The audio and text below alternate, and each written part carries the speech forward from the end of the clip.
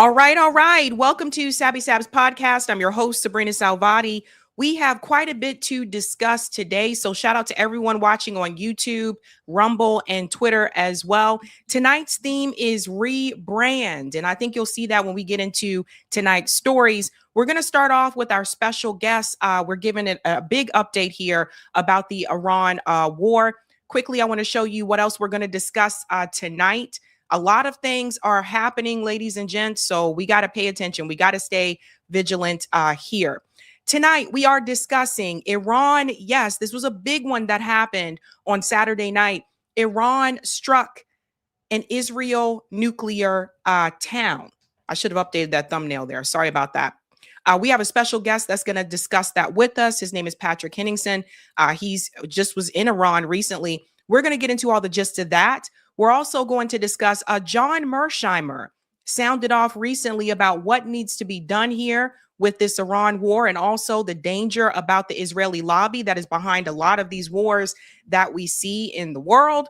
We're also going to discuss, we do have to have a positive story for a positive Sunday, and that is this win here by Afroman. If you haven't heard about it, it's a big story, and I'm going to tell you how that's important for all of us as well. We're also discussing CNN apparently is trying some new rebrand and they're trying to make themselves look like independent media. I thought this is hilarious. We're going to get into that, ladies and gentlemen. Jake Tapper trying to pretend to be independent. And last but not least, something is happening in Texas. That's why we have Governor Abbott there. If you live in Texas, you're probably familiar with this as well. But for whatever reason, that seems to be the place people are flocking to. So we're going to talk about that, a little bit of domestic policy there. Without further ado, I do want to go ahead and bring in our special guest. This is his first time here on Sabby Sabs Show. His name is Patrick Henningsen. He's a geopolitical analyst. Let's go ahead and bring him in. Hi, Patrick. Thank you so much for joining me. It's great to be with you, Sabrina. Sorry. Yeah, I'm so glad you're able to join us. A lot has been happening with Iran. Eric, if we can get this tight VNC up in the right spot. A lot has been happening with the Iran war. You were just in Tehran a couple of weeks ago. What was your experience like? What was it like meeting the Iranian people there? And just to give people a perspective, for those of us here that are in the U.S., I think a lot of people, more people are waking up, but there's still a lot of propaganda out there about Iran. Sure. Thank you, Sabrina. I wanted to get there because the United States was sending naval assets into the Indian Ocean, the Gulf of Oman, and Trump was threatening to attack. And at the same time, there were high-level nuclear negotiations going on. So we all knew that from the same thing happened in June. There were high-level negotiations. Oman was the intermediary, and the U.S. and Israel used the negotiations as cover for a sneak attack. So I fully expected that was going to happen again, although we hoped that it wouldn't. Unfortunately, it did. So I wanted to get there before the airports closed and before there wouldn't be an opportunity potentially to get back for a while. There was always a risk. So I did have an opportunity to go. And I was there about 1 week before the bombs were dropping, more or less, and I was given a short stay visa because of the security situation. And as a Western journalist, obviously they didn't want us to be stranded there unnecessarily, not able to get out. And but I was able to do quite a lot of reporting while I was there. So first thing I'll say right off the bat, I went there as well to investigate the protests because there were a lot of crazy claims made in the U.S. and are still being made by everybody, politicians and the media, that Iran's massacred Democratic protesters and 30,000, 50,000, 70,000, whatever, 10,000. Then they dialed the number down eventually to like 2,000 or 3,000. And of course, having looked at the evidence on that, I can categorically say all those claims are fabricated, completely fake, absolute propaganda. But we've seen all this before. I've been studying color revolutions and false flag attacks and soft and smart power for 15 years. So it's very similar to the Maidan massacre that was used to initiate a civil war in Ukraine, but also during the Arab Spring and false reporting about what was going on in Libya or Syria And we've seen all this before. So that's what they use, is they're using this as the moral justification for the war. Because just quickly, as an aside here, if you have populist anti-war people on the right, the types of people, independent voters that voted for Donald Trump, or centrists on the left, mainstream anti-war Democrats, who would look at the situation where they just assassinated the Ayatollah in Iran and say, well, and they don't like the war, but it's good that the regime, the leader is dead, because like Saddam Hussein, even though we invaded Iraq, at least as Tony Blair said, the world's a better place without Saddam. So therefore, it was worth it. And it's the same type of mentality, and that's why atrocity propaganda, whether you're looking at October 7th, the Israelis putting out 40 beheaded babies and mass rape, and all of these are targeted at Western audiences. And they want to manufacture consent for the war to create an underlying kind of moral argument that, well, we don't like the war, but at least the regime is out, or at least the terrorists are dead, or the world's a safer place, and they can kind of do a compromise on. Same with Iran. This is the background noise, or the backdrop for the war. And whether Americans are for or against the war, they'll tolerate it if they believe that it was done with some sort of a moral justification, even if it's only halfway. So that's why the propaganda is so important. That's why I had to go to understand that for myself, and to see 2 million people out on the street supporting the Ayatollah in the government afterwards. And I was there at the national rally, and I reported from there as well. And that one of those clips went viral. And I received a massive backlash, obviously, from certain corners for being there, daring to be a Western reporter, independent journalist, to go there and actually see from my own eyes, and then relay that. That's a terrible thing, according to some people. How dare I back? You're a mouthpiece for the quote regime. Anyway, it's not my first rodeo, so I did what I was supposed to do, and yeah. Yeah, and speaking of that manufacturing consent, this is a big one. Saturday night, it was reported that the island of Diego Garcia was struck. And I want people to hear the way that I believe this is the BBC, the way that they talked about this. Dropside News has been covering a lot of this information in real time. What they are trying to say now, they're trying to use this attack to say, see, Iran lied. They can hit further, and they can also attack us here in the United States, also the UK. By the way, Iran is denying this attack, but listen to the way the media talked about this. Of the missiles here, that again, if you see what's published, it talks about 2,000 miles being the maximum range of the Iranian ballistic missile program. When I was in the military, it was pretty clear that Iran wanted a missile capable of reaching continental United States. And it isn't about just having a bigger missile, because obviously a lot of its flight track is through space, so it doesn't have any drag. But there's lots of complications once you start going long distances. But this distance here, about 4,000 kilometers, as you say, it's over 2,000 miles. And therefore, they were very successfully able to strike that far, which raised the question, how much further could those missiles actually strike? How many miles from Iran to the United States? Well, I think you're about 12,000 kilometers, so you're talking about significantly more.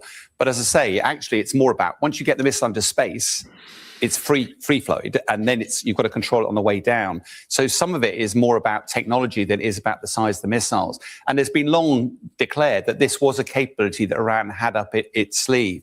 I think what's interesting is the fact that they didn't actually hit their targets. It's also the news this morning seems to be making a big thing about this being a UK base. We have to point out, I think there are less than 100 UK personnel there. It's largely dominated by the United States. And given that the United States is the lead of the fight, the war in Iran, it's an entirely legitimate target if you look at it through Iran's lens. It does appear that defensive systems have worked. But as you were saying, expensively so, right? Oh, very expensive. But what price do you pay on protecting yourself? I think the other interesting thing is that there's a lot of political commentary about whether our government was right not to side with America. And you go, the worry is always that if you do, you become a target. If Iran does have missiles that are capable of reaching the UK, then we would be very worried, because we have no ballistic missile defense capability in this country. And therefore, this morning, rather than being Diego Garcia, which America has been launching attacks from, if we were actually involved in the war, we could be having a missile winging its way to London. We could certainly track it, but we couldn't do anything about it. So this is what the mainstream or corporate media is, the message that they're putting out into the ether at this point in time. They're trying to scare people. That was the first attack that I heard about Saturday evening. I want to hear from you, Patrick, here. First of all, again, Iran is denying this strike on Diego Garcia, but it seems very apparent that they're trying to scare people in the US and also trying to scare people in the UK and say, look, they lied. They can attack us too. Well, there's two ways to look at this. Now, when I first saw this report, I took it on face value, assuming that Iran has the capability and has intermediate range ballistic missiles that can go more than 2,000 miles and could potentially hit a target like Diego Garcia, which is in the southern Indian Ocean. So I just took it at face value, and it wouldn't surprise me at all because, why would that shock anybody if they've already targeted 24 U.S. military facilities around the Middle East, 17 particularly around the Persian Gulf? Why, that's just another U.S. base. It's just a little farther away. Why all the commotion in the Western media? And that does make me a little suspicious. And then when the Iranian denial came, saying, "Hey, look, we didn't; these weren't ours." I would expect Iran to be gloating about it if it was theirs. So, there's another red flag. So that means the Iranian denials of this are very credible. And what's more credible is the reaction, as you can see from the British intelligence implanted talking points onto the news desk there. It looks like Sky News or probably Sky News. And don't be fooled by the posh accent. It sounds really intelligent. It sounds great, but it's just bog standard propaganda. This is exactly the same argument they used for to get Britain to go shoulder to shoulder, Blair with Bush for the Iraq War. Is they claimed that Saddam Hussein had missiles that could launch in 45 minutes or less. That was the headline on every single tabloid. 45 minutes or less, and a big picture of evil Saddam and a Scud missile that could hit the British base in Cyprus. That was in 2003. They used that. That was the main driver, that single talking point, to justify why it was an imminent threat, and Britain had to then go all in with the Americans. And the Americans couldn't have done it without the British because they needed a coalition or some semblance of a coalition internationally. So this is a repeat. This is a carbon copy of the Saddam 45 minutes or less hoax that got us everybody into the Iraq War. That's the first thing. Then I look at the headlines in Britain. I look at the Telegraph, which is establishment, military, leans for the military, leans for the intelligence services, leans for war generally. It's a conservative rag. The nickname is the Tory Graph in Britain, okay? The Telegraph. And the Telegraph has said, the headline is, Britain now in reach of Iran's missiles. So, and then the subtext, now we know it's probably a false flag because the subheadline was Starmer accused of covering up the Diego Garcia event. So what they're doing, this is an Israeli and U.S. planted talking point into the media to pressure the Prime Minister, Keir Starmer, to be more hawkish and to get behind the U.S.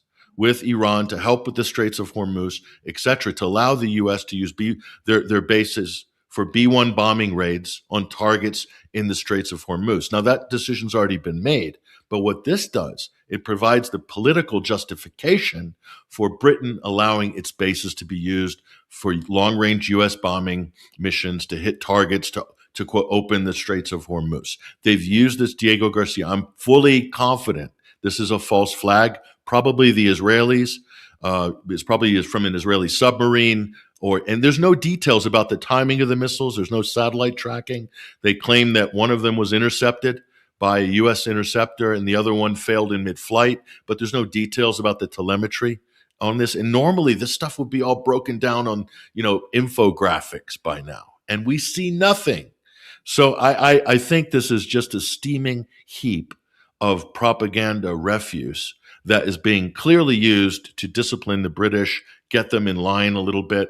And then also, here's the other thing, Sabrina, the Chagos Islands, Diego Garcia. This is in the news because they just won a judgment at the International Courts of Justice for the illegal eviction, ethnic cleansing by the Americans and the British of Chagos residents to make this unsinkable aircraft carrier base between 1968 and 73. They basically turfed them out. They promised them reparations. They promised them this and that. They gave them nothing. They just sent them and forced settled them to British Mauritius colony and the French Seychelles. And they gave them nothing. They stole everything. They just turfed them out. And that has been, so now there's pressure internationally to give back the Chagos Islands to the inhabitants, to allow them to resettle, and to maybe take the base, dismantle that base. So let me tell you, there's a lot going on with Diego Garcia. So I just thought I'd give you the broader picture there. It's very interesting. For those who are not aware, it was reported Sunday morning that Donald Trump is now trying to get a 24-hour ceasefire. This is an embarrassment, really, for the United States. But the other attack that happened Saturday night is this one, and I think this is the one that a lot of people are talking about, is the town of Dimona. After the Dimona hit, an Iranian missile just devastated Arad. So here are some of I want to show people some of the videos. They're very short of some of the destruction that happened Saturday.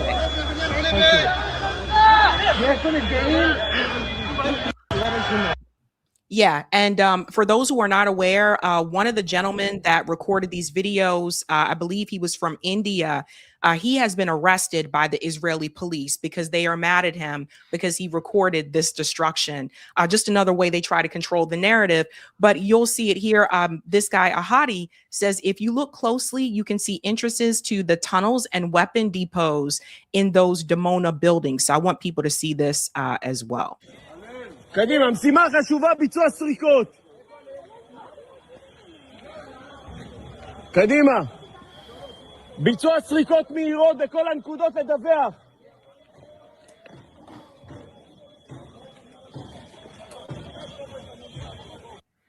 Yeah, so you guys can see the destruction. There's one more here that I want people to see. This was Fox News, and they're talking about how Israel's Iron Dome failed. An Iranian missile made it through the Israeli air defenses and came down in the southern Israeli town of Dimona, and people are injured. Now, Dimona is in the southern desert there, sort of near the tip of the Dead Sea and very near the Natanz Nuclear Research Center. No word that anything nuclear was hit, but we do have word that a lot of people are injured, as many as 40 injuries. That includes a 10 or 12-year-old boy who has shrapnel injuries and is in severe condition. Most of the injuries are light. They do count people who get injured running to the shelters among the injuries when you have a missile strike on Iran. So I just want people to see this and understand, because from what I understand, so this town, Dimona, is supposed to be a nuclear town. And they're mentioning the people that were injured, but let's just all go back to Gaza for a second. It feels to me as though Israel's trying to have a rebrand of its own, and they want people to feel bad. And they're trying to say Iran is committing war crimes. It's laughable at this point in time to me, Patrick, considering everything that happened to Gaza. But the Dimona strike, it was a big one, and we can't show all the strikes on here because you guys know how YouTube is. But on social media, you can see those videos where those were powerful hits that Iran put on Israel Saturday night. Yeah, I think the first laugh was Mike Tobin there. I forgot what network, looks like Fox or something. He said that was near the Natanz Nuclear Research Center, which is actually in Iran. So I think he got his geography mixed up. Maybe I read that wrong, but it did seem like he didn't know what he was talking about, but it is Fox, so we'll give them a little bit of leeway on that. So first thing, Israel has a settlement, which they plopped there in Dimona. And so they have think of it like a company town, like, Lockheed Martin, Lawrence Livermore in California. They have company towns, Sandia Labs in New Mexico, etc. This is the same. And so they use the settlers as human shields. The Israelis do this all the time. So this is the very thing they accuse the Palestinians of doing in Gaza. Anyway, it's funny that the Diego Garcia story was a very, very convenient distraction. If you noticed, Tom Cotton and all the hawks in Washington were just crowing, "How dare the Iranians fire at Diego Garcia?" That proves there was an imminent threat. They can reach out and touch the U.S. shores, and no talk about Dimona. Now you'd think that the Americans would be screaming from the rooftops about a nuclear site being hit in Israel by the Iranians. I mean, you'd think, because that's a game changer, not only from the safety point of view, the potential environmental impact of that. For Israel, obviously the West doesn't care when Iranian sites get hit, but this should register on their radar. But they don't mention that the Iranians were retaliating because the Israelis just hit the Natanz nuclear facility in Iran. So this wasn't just out of the blue. This was a like-for-like retaliation. But it was a reciprocal move. The Iranians are very measured on the escalation ladder, as we all can see now, unlike the U.S. and the Israelis that are kind of wild and reckless.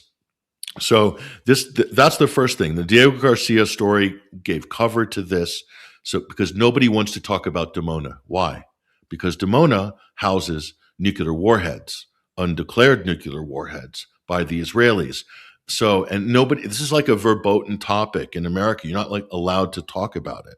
So now they have to talk about it now, or at least some people are having to address this issue now. Mention Dimona. As soon as you say Dimona, you're talking about warheads. And that comes to the very core, because the entire U.S. argument is that Iran posed an imminent nuclear threat. They could build a bomb in 2 weeks. Okay. And here we have between 90 and 300 undeclared warheads that the Israelis are harboring and using to blackmail countries, to blackmail the United States. All reports show and suggest, and I think they're credible, that in June, Israel issued a nuclear blackmail threat to the U.S. if they didn't come in with Operation Midnight Hammer to end the 12-day war, that Israel was going to end it by dropping a nuke on the Iranians. And that forced Donald Trump's hand. Now, I fully think that that's a credible report. It does coincide and jibe with Seymour Hersh's book, The Samson Option, and so forth, and all these other reports. So that's why Dimona is amazing, this story, because they're not going to be able to suppress this. And it looks like to me that, and from the reports you showed, the video report you showed there with that video that Hadi Nasrallah retweeted there, is that they were targeting a bunker. So if that was the underground research facility, those would be might have something to do with Israel's nuclear weapons, their secret arsenal. So for me, that's very significant. It shows two things. Iran issued a warning beforehand. They said evacuate.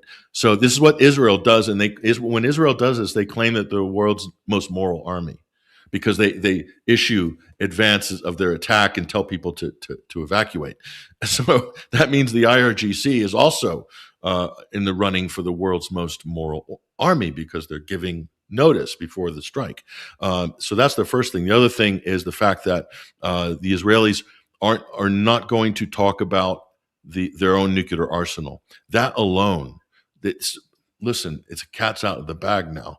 We have to talk about these things. And how long are the U.S. and the Western media going to suppress this conversation that one country in the Middle East is allowed to have a lethal nuclear arsenal, and not allowing the International Atomic Energy Agency inspectors to visit, to have any regulatory supervision over it, or that they're not a signatory to the nuclear non-proliferation treaty, which every other country is? Why is Israel allowed to not be accountable on any level?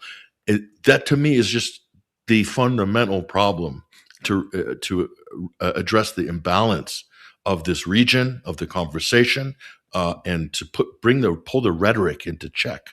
This hawkish rhetoric against Iran that might have a nuclear weapon from a country that is harboring a secret nuclear arsenal. I mean, this is kind of insane when you think about it, but yet it just continues. This is something also that John F. Kennedy wanted to inspect when he was president. For those who are not aware, he wanted to go to Israel and inspect these facilities, but Israel kept finding ways to push back. And the next thing you know, John F. Kennedy was killed. So this has been an issue for quite some time. There were also some hits here. Again, I mentioned Iran strike on Iran. Israel has a large fire here. Just want to show people.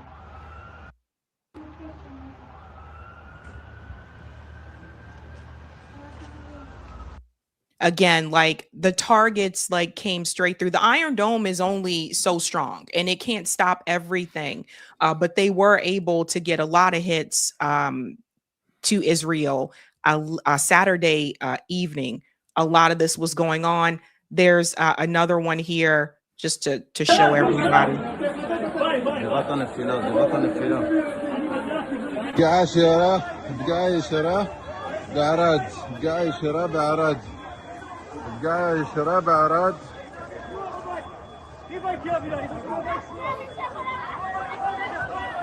عراد إسرائيل بقاع يشرى طلعوا لي بإيش זה הרס באחד הדירות. הרס באחד הדירות פה. למעלה יש פצועים חבל הזמן. Just so people can see the damage there. And again, people have to remember that they're arresting people for recording these videos because they don't want the public to see the damage that Iran is doing because it doesn't fit with their narrative. But Ben Gvir, Patrick, managed to emerge. This guy has been hiding for quite some time. I do want people to see this. He came out after these hits on Dimona.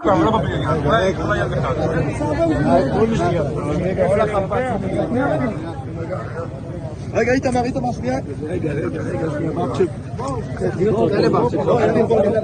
רגע, אדוני השר.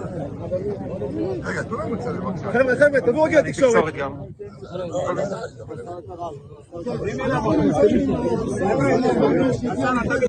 And where do you think he has been, Patrick? I'm pretty sure you've seen the videos of Netanyahu when we were all questioning whether this was AI or not or whatever.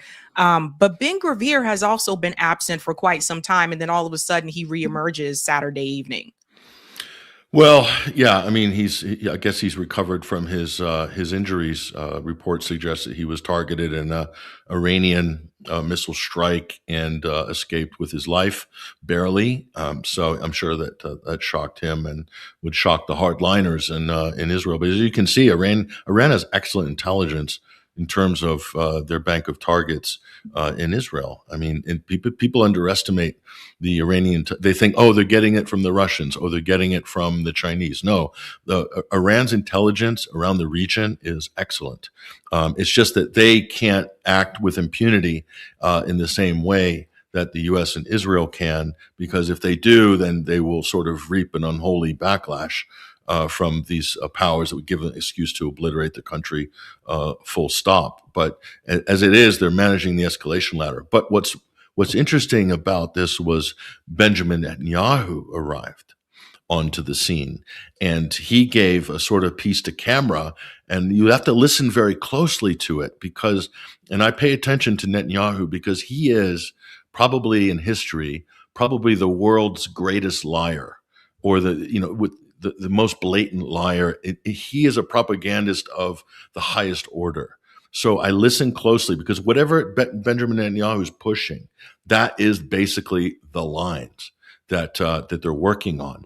And what he said was interesting. He said that, first of all, this proves that Iran is a vicious terrorist state because they're targeting civilian areas and so forth. Then he says that they've just fired one of their rockets on the holy sites in Jerusalem, targeting the three major monotheistic religions near the Temple Mount. That, I believe, is a hoax. It looked to me from the footage 2 days ago that was an errant Iron Dome interceptor, quite possibly, if not an intentional false flag by the Israelis. Why on earth would Iran want to target the holy sites? But why would Israel want to claim that they did? Of course, Israel wants to create a Sunni versus Shiite schism to turn Sunnis against Shiites, because now the Muslim community, the Ummah globally, is coming together because of what the Israelis and the Americans are doing to the region and to Iran. So Israel is desperate to reverse that. I'm sure the Americans are as well. So they want to create this, but there's hardline Israelis, Third Temple cultist fanatics that want to destroy the Al-Aqsa Mosque and to replace it by building a third temple, and likely blame that on Iran to get extra bonus points by creating a sectarian war between Muslims. I mean, so there's Israelis on record saying that they want to do this, or they want this to happen, wink and a nod. How is that going to happen? That's Netanyahu putting that one out. Okay, the next one he said was they just fired on Diego Garcia. Well, we just established earlier, Sabrina, that that's a false flag, or very likely, based on the preponderance of evidence, it does look like it. So that's another Netanyahu point he injects. Then he says they already fired on Cyprus. They're targeting Europe. Well, the Cyprus missile or drone attack has a lot of question marks around it. Iran is not taking credit for that. That looks like, again, a false flag. That was from 2 weeks ago. So there's another one. And then he says they're blocking maritime shipping and they're a threat to all. Europeans need to come in to confront this evil regime. And we need to create conditions for the Iranians to overthrow the regime.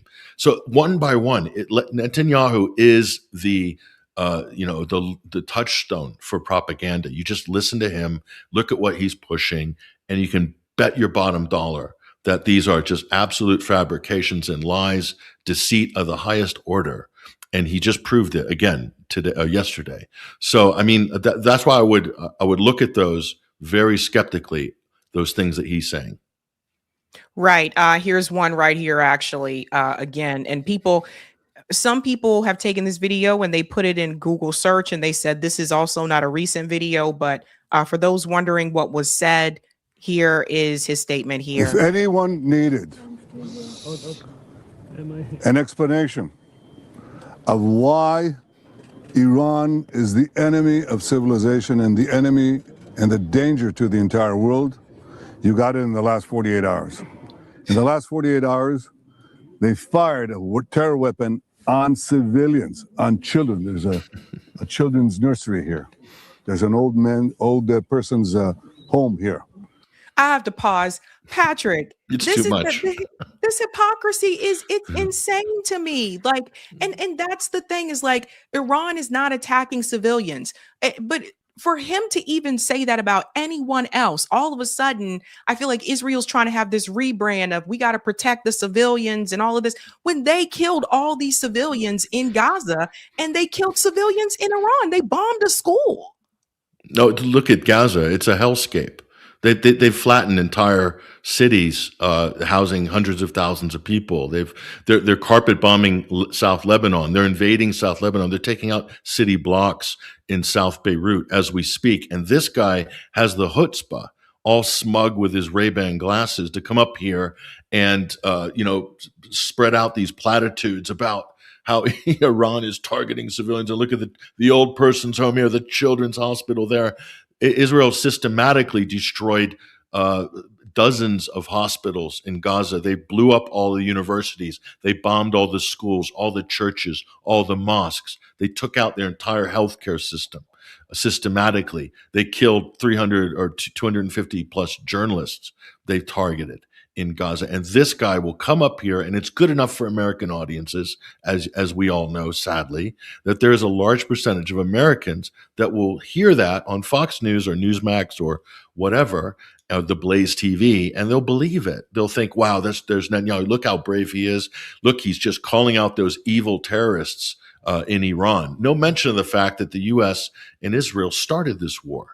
I mean, that's the obvious thing. And for the British, why would you be worried about Iran's ballistic missiles if you had, let's say, a peace treaty with them, if you had peace negotiations, if you had allowed the JCPOA Iran nuclear deal to stay in place, which was brought in by the Obama administration in 2015-16, which was unilaterally withdrawn by the Trump administration, intentionally at the express orders of Netanyahu himself to Pompeo and Trump's first administration to provide the excuse to go out and say Iran is developing a nuclear weapon because there's no agreement to hold them into place. Well, the U.S. withdrew from that agreement. That's why the Israelis made them withdraw, because they wanted to create the political conditions to make the claim, the false claim, that Iran was suddenly pursuing a nuclear weapon, even though multiple U.S. intelligence assessments said that they were not developing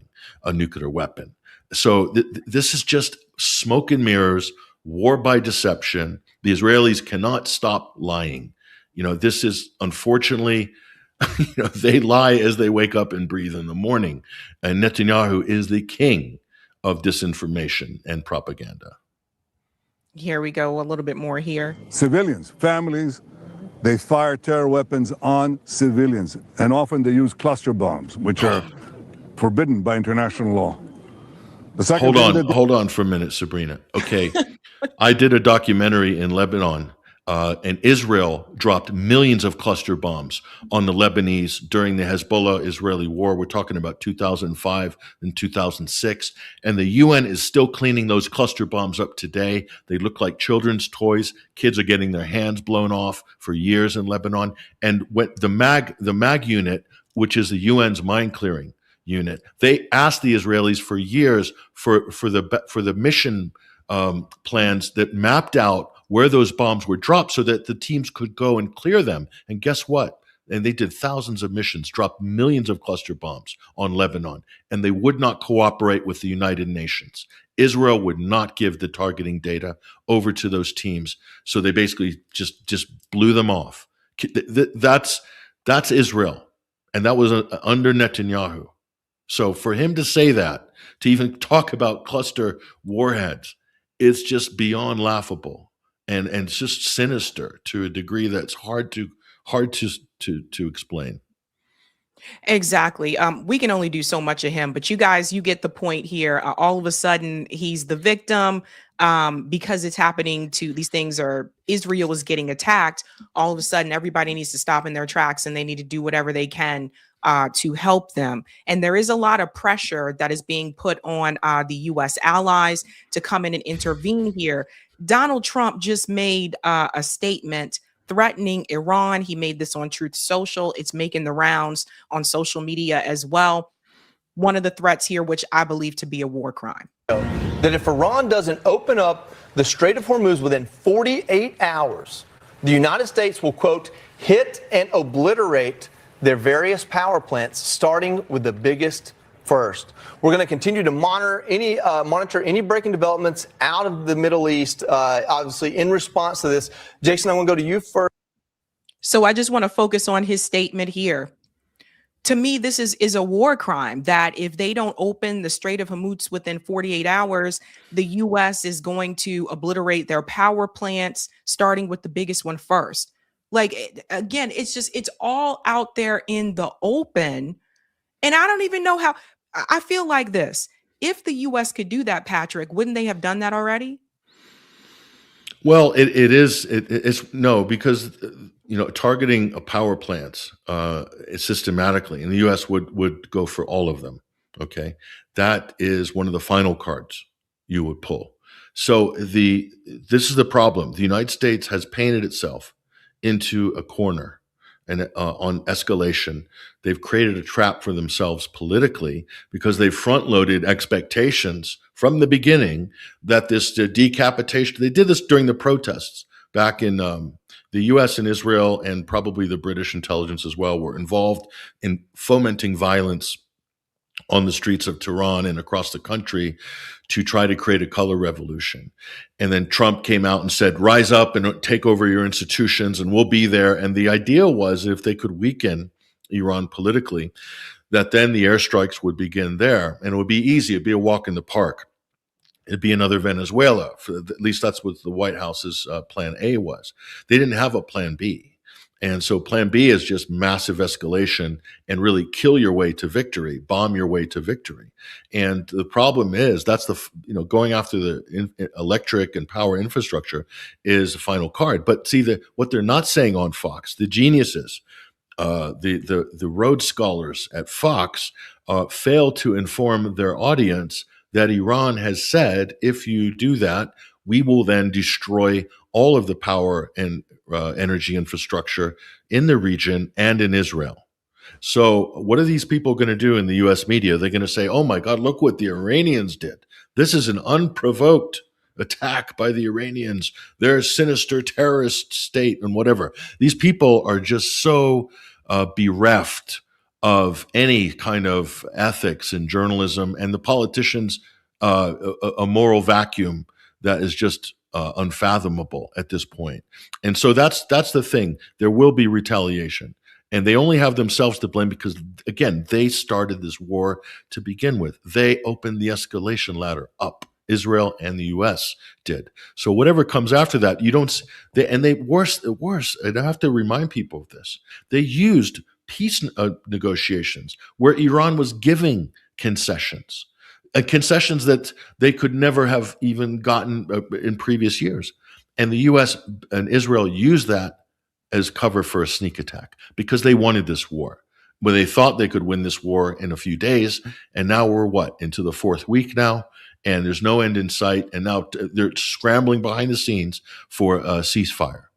The United States is. That's my understanding of the true situation, because the U.S. is running out of munitions and they're running out of interceptors to protect Israel, to protect U.S.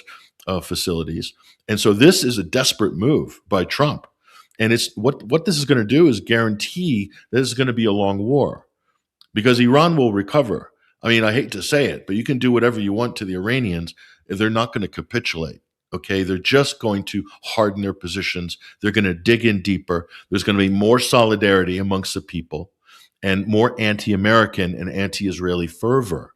And any allies that get involved and decide to go shoulder to shoulder with Trump on this, they're then going to draw the ire, and they're going to be the sort of generational enemies of the Iranians. And let me tell you, this young generation in Iran, they weren't even born when the Islamic Revolution happened. And they're always the target of these soft power operations by the West to kind of bring in this kind of liberal Western ideas and mentality and so forth, color revolutions. They've lost them because even the people who went through the revolution haven't seen an attack by the West on Iranian soil like this. So this has sharpened the blade of the Islamic Revolution for the next 50 years. Because that's how long, that's from 1980 till now, we're talking about 47 years. Add another 50 now, and it's going to be even sharper because they've seen how ruthless, how violent, and how sneaky and dastardly the Americans and the Israelis and the European glad-handers and the British, who are basically enabling this, calling it collective defense, when quite clearly this is an illegal, undeclared illegal war of aggression. It's a violation of every international law, every treaty, every institution or convention that the West have ever signed on to. And these they have no excuse at this point. Trump has to double down. The U.S. has to double down. They have no choice. The expectations are so high. The political price that Trump is going to pay is going to be so great if he backs down. But it's going to be, I think, even worse if they go forward. It's going to be worse for the United States. It's going to be worse for the global economy. And we're in a death spiral here that is just something else.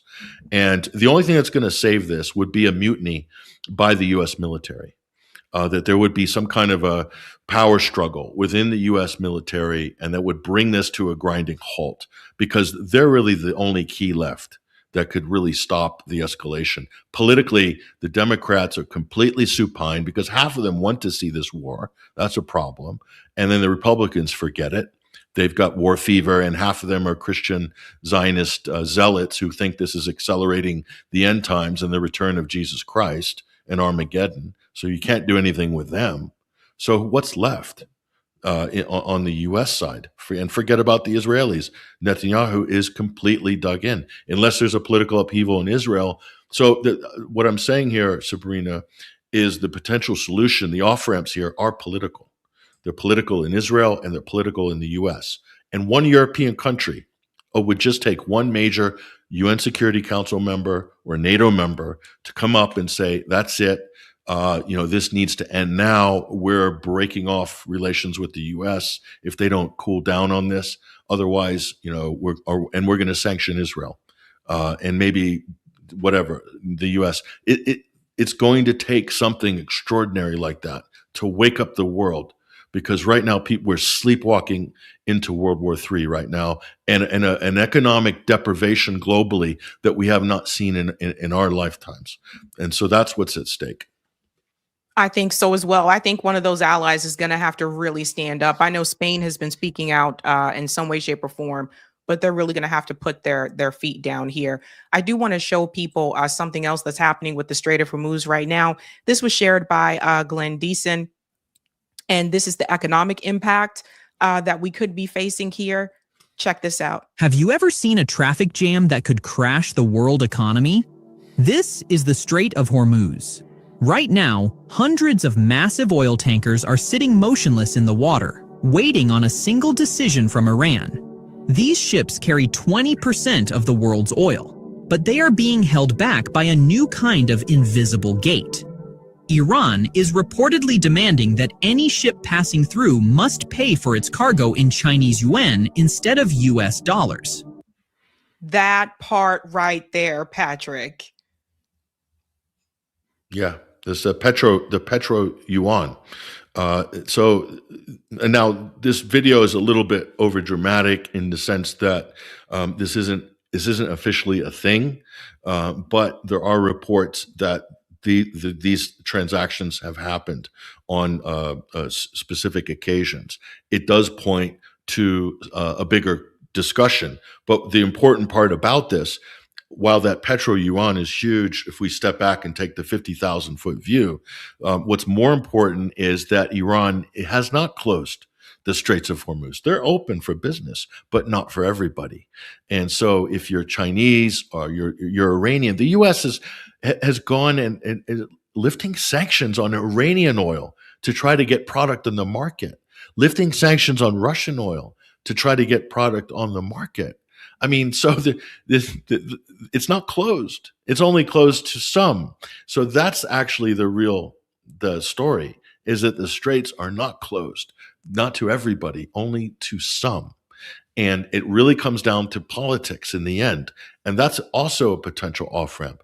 If some Gulf states came in and said, hey, we want to deal with Iran on this, we're going to do our oil in yuan, we're going to pay our sort of, toll fare or whatever, and they're going to let our oil out. Okay, fine, deal. You can do this around the United States. You don't need to go through Washington. And that's why what Iran has done is quite powerful in terms of the realignment of geopolitics in the region and globally, because they're now the regional hegemon, because they're enforcing this. They're changing the economic capital flows in the region, and they're doing it through the use of force, but only out of really, they were forced into this position. This is not a war that Iran initiated. It's a war that the U.S. wanted. It's what Trump wanted, what Netanyahu wanted. It's what the military-industrial complex wanted. It's what U.S. big oil wanted. Because let me tell you, the restriction of this supply into the global market from the Persian Gulf, guess who's benefiting from this?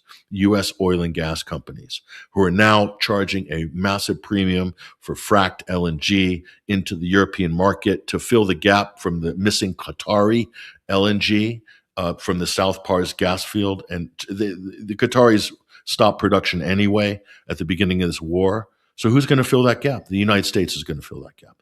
And they're going to do it at a premium. They're going to bankrupt the Europeans like they did after the Nord Stream pipeline, same thing, and the U.S. oil. And so the big oil, that's Trump's base.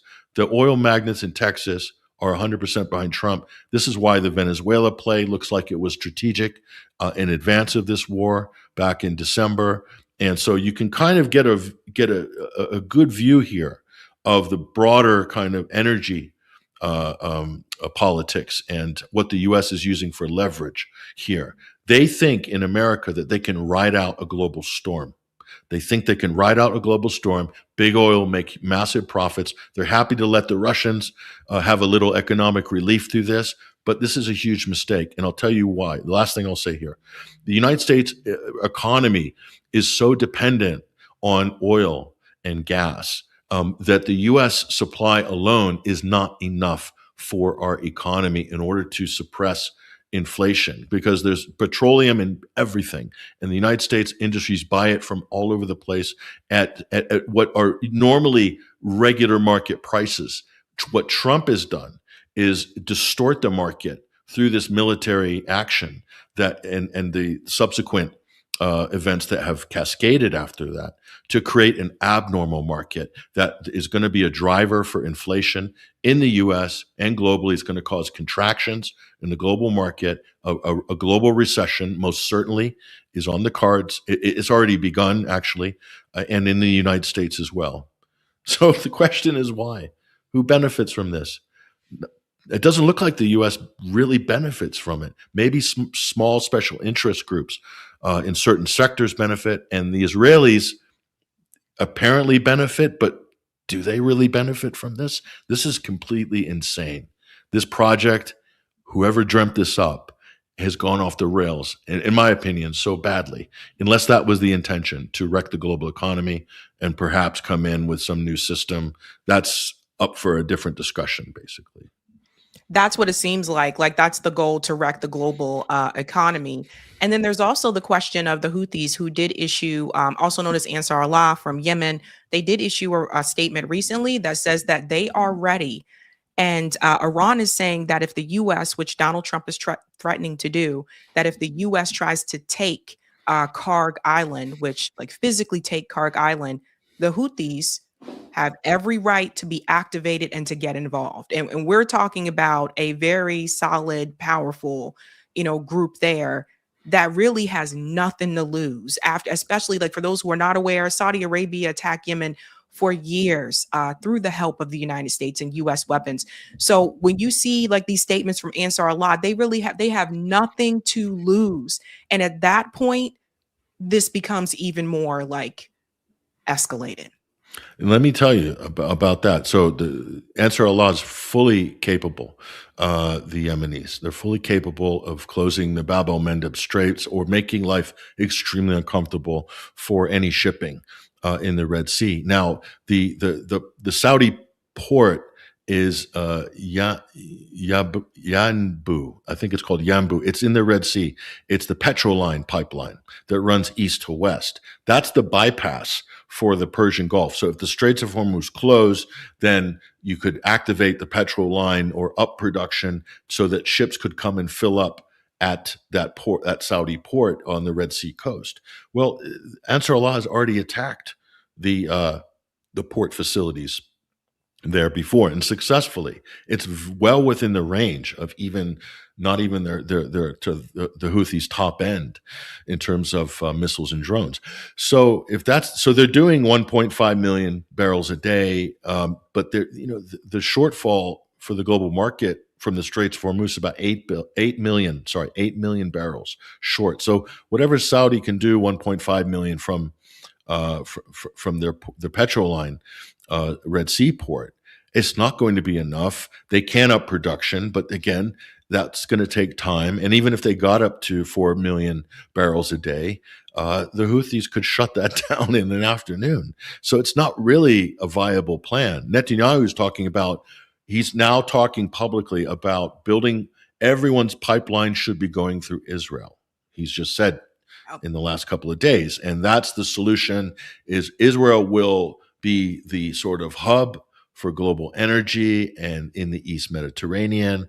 And now you can see that's actually one of the big parts of the agenda for Israel. So a lot of this stuff is feeding into that long-term agenda. They're gambling that they're going to defeat Iran, that they're going to basically get the rest of the region under their thumb, and they're basically going to effectively take control of the energy in the region. And let me tell you, this also includes regime change in any of these Gulf states that are not going to hand over a significant amount of control of their energy resources to Israel and the U.S. in future. They're out. So you're talking about all these monarchs. They're gonna be hightailing it to their penthouses in Paris, London, New York, Miami, and wherever else.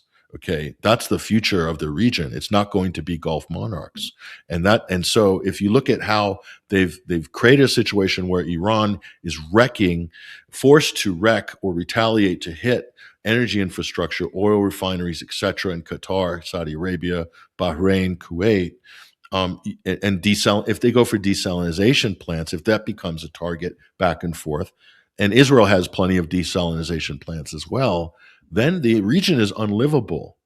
They're betting on this being the case for the Gulf side, because the Americans and the Israelis would love to get rid of these monarchs, these families. They would love to get rid of them and replace them with U.S. puppets or U.S. Israeli puppets. That's the future for them anyway of the region, is to be Arab free as much as possible, believe it or not. So this is the big colonial picture that the Zionist Greater Israel Project envisions. 50. They're thinking 100 years down the road. So, and we need to get our heads around the fact that these people are planning way ahead, and we're only reacting to things that are happening, day by day, week by week. Yeah. I just want to remind people too, when Netanyahu showed that Greater Israel project map, that included parts of Jordan and Saudi Arabia. And so it's just, I don't know. Like, again, a lot of it is money. They're connected to the US and they have these deals with the United States and these states that have been created in the Gulf, right? Like the UAE, like Qatar. They're just basically Western puppets. Like that's kind of how I see them. But the last thing I wanted to show is that something else happened. Why these attacks were happening with Iran? Apparently, it seems like Israelis felt as though the response to that was to go and raid the West Bank. They were attacking Palestinians in the West Bank after that attack on Dimona. This was their response to it. And by the way, Firkin has a good point. You won't see this on CNN or Fox News. They were raiding the homes. They were setting homes on fire. This was right after that attack. من المنطقة الجنوبية الشرقية من المنطقة الشرقية على المنازل And there's even more videos of this, but this happened. It's almost like the response was, let's go inflict pain on the Palestinians in the West Bank because Iran just struck us. It's like, let's go hit those that we know don't have the tools that Iran has, because we know they can't fight back in the same way. It's absolutely disgusting. And they're unarmed. Palestinians aren't allowed to have weapons in the West Bank, but the settlers are armed to the teeth and they're protected by the IDF. So they're allowed to run what is effectively a pogrom. Okay. That is what you're seeing there. That's Kristallnacht. Okay. That's the actual Kristallnacht. That is the pogrom in real time. It's not, to me, it's not as severe as the genocide in Gaza yet, but it's the same thing. It is the early stages of another ethnic cleansing and genocide operation. That's what they've done, but they do it incrementally in the West Bank. And the Israelis have always done this. Whenever there's something in Gaza, you see massive incursions in the West Bank, because they're just opportunists. They look at the war in Iran or, the genocide in Gaza and the war going on there as kind of a cover for incrementally displacing native Palestinians, burning their houses, kicking them out of their houses, burning their olive groves, killing them, harassing them, arresting them, whatever, to make life unlivable for them. And if whoever is too stubborn to leave, well, they'll kill them eventually. And now they have license to do just that from the likes of the Ben-Gvirs of the world, from the Bezalel Smotrichs of the world, from the Benjamin Netanyahus of the world, that are giving the full 24/7 dog whistle to go and do whatever you want to the native Palestinian population. And where's the West? Nowhere. What about human rights, international law? No, it's too much. The West can't cope because they're drowning in the malaise of their own sort of moral hypocrisy and their own role in undermining and trashing international law and the international system by basically turning a blind eye or even overtly backing Israel's genocide in Gaza, and this war in Iran is just to me, it's just an extension of what we've seen in Gaza. This scorched earth policy, where the whole thing about prior to October 7th, 2023, was that there would be countries, even Israel, would observe not using their modern military indiscriminately against densely populated civilian areas. That's all out the window now. I mean, Israel has done that before, but on very small scale compared to what they've done post October 7th. Now the United States have basically given that a green light. So the U.S. is also potentially going to return to its barbaric past. And during the Vietnam War, Laos, Cambodia, Vietnam, Dresden, Pyongyang, Hiroshima and Nagasaki. I mean, the United States has plenty of these massive, genocidal acts by modern military, and all the conventions and the Genocide Convention and all of the diplomacy, the efforts have tried to rein that in, and they kind of did after Vietnam. It was a different type of warfare. The U.S. adopted a more surgical military doctrine that was championed by people like Donald Rumsfeld, that the United States its air power, its deploy, its surgical, its special forces and teams, regime change, very quick results. None of this scorched earth killing masses of civilians, because they ruled that just didn't work in Vietnam. Well, we haven't learned those lessons, have we? Because the Trump administration is basically a facelift of Lyndon Baines Johnson. It may be slightly crazier even than LBJ, but that's kind of where we're at right now. It's no different. It's the same rhetoric, same type of militarism rhetoric from Hegseth that we saw for motivating the military during the 60s. The same type of jingoistic kind of mad sort of hoorah type of rhetoric. It's the same. The U.S. has just turned the clock back. That's all that these people have done. They're absolute revanchists in the colonial sense. And that to me, and even going back further, I would say this is medieval. What they're doing to Cuba is medieval. This is siege warfare in the open, starving, creating famines, punishing whole populations. That's what medieval kings did to tribes and ethnic groups. They thought nothing of just massacring, and killing 100,000 or 50,000. This is where the U.S. is at right now. And we're on the cusp of a very dangerous sort of escalation just in general of what's happening in Washington. And what horrifies me, the last thing I'll say, I'm sorry for the rant, Sabrina, but it really is, I think we're in a critical stage because there's no opposition. There's plenty of people in Washington, especially on the Democrat side, that could form a credible and a loud opposition to this, but they're cowards. They're absolute cowards because many of them have been co-opted into this machine themselves. And that makes for a huge problem right now in America. How are we going to restrain what we're seeing now? It's unbelievable. If you told me 10 years ago that this would happen, I would have said, no way. No way. 5 years ago, I would have said, no way. And look at it. It's happening. Yeah. Well, Patrick, thank you. Thank you so much for your time. I really appreciate you coming on. Where can people check out your work? Yeah, 21stcenturywire.com. That's our website. We're an independent media platform, been going since 2009. I'm also on Substack, patrickhenningsen.substack.com. You can drop those links in the description, or, people hopefully will be able to find us there. All my work's there. And I'm on other shows as well, podcasts and whatnot. Thank you, Patrick. My pleasure. Thanks. Bye. Bye. All right, ladies and gentlemen, that was Patrick Henningsen. First time on the show. Quite a bit we had to discuss there, guys. I told you, this is just crazy times. The past couple of weeks have just been nuts. I feel like every day it's something different, especially with foreign policy. And so we're trying to keep up to speed here, ladies and gents. And that's where the Sunday show comes in, being very helpful, because a lot of times these things happen Friday night, Saturday night, and we're able to discuss them here on Sunday. We have 4 more stories that I do want to discuss. I want to remind you that tonight's theme is rebrand. If you haven't had a chance to do so, do me a solid and smash that like button. And if you're new, don't forget to like, sub, and share, just like a Care Bear. Let's go ahead and give a shout out to everyone who is a Sabby patron. Thank you guys so much for your support. Really do appreciate you around here, fam. If you're interested in being a Sabby patron, I have 5 categories. The ultimate, the Sabinators, there's Sabsters, there's also Sabbies. Don't forget about them. I think they're cool as well. And last but not least, we also have members.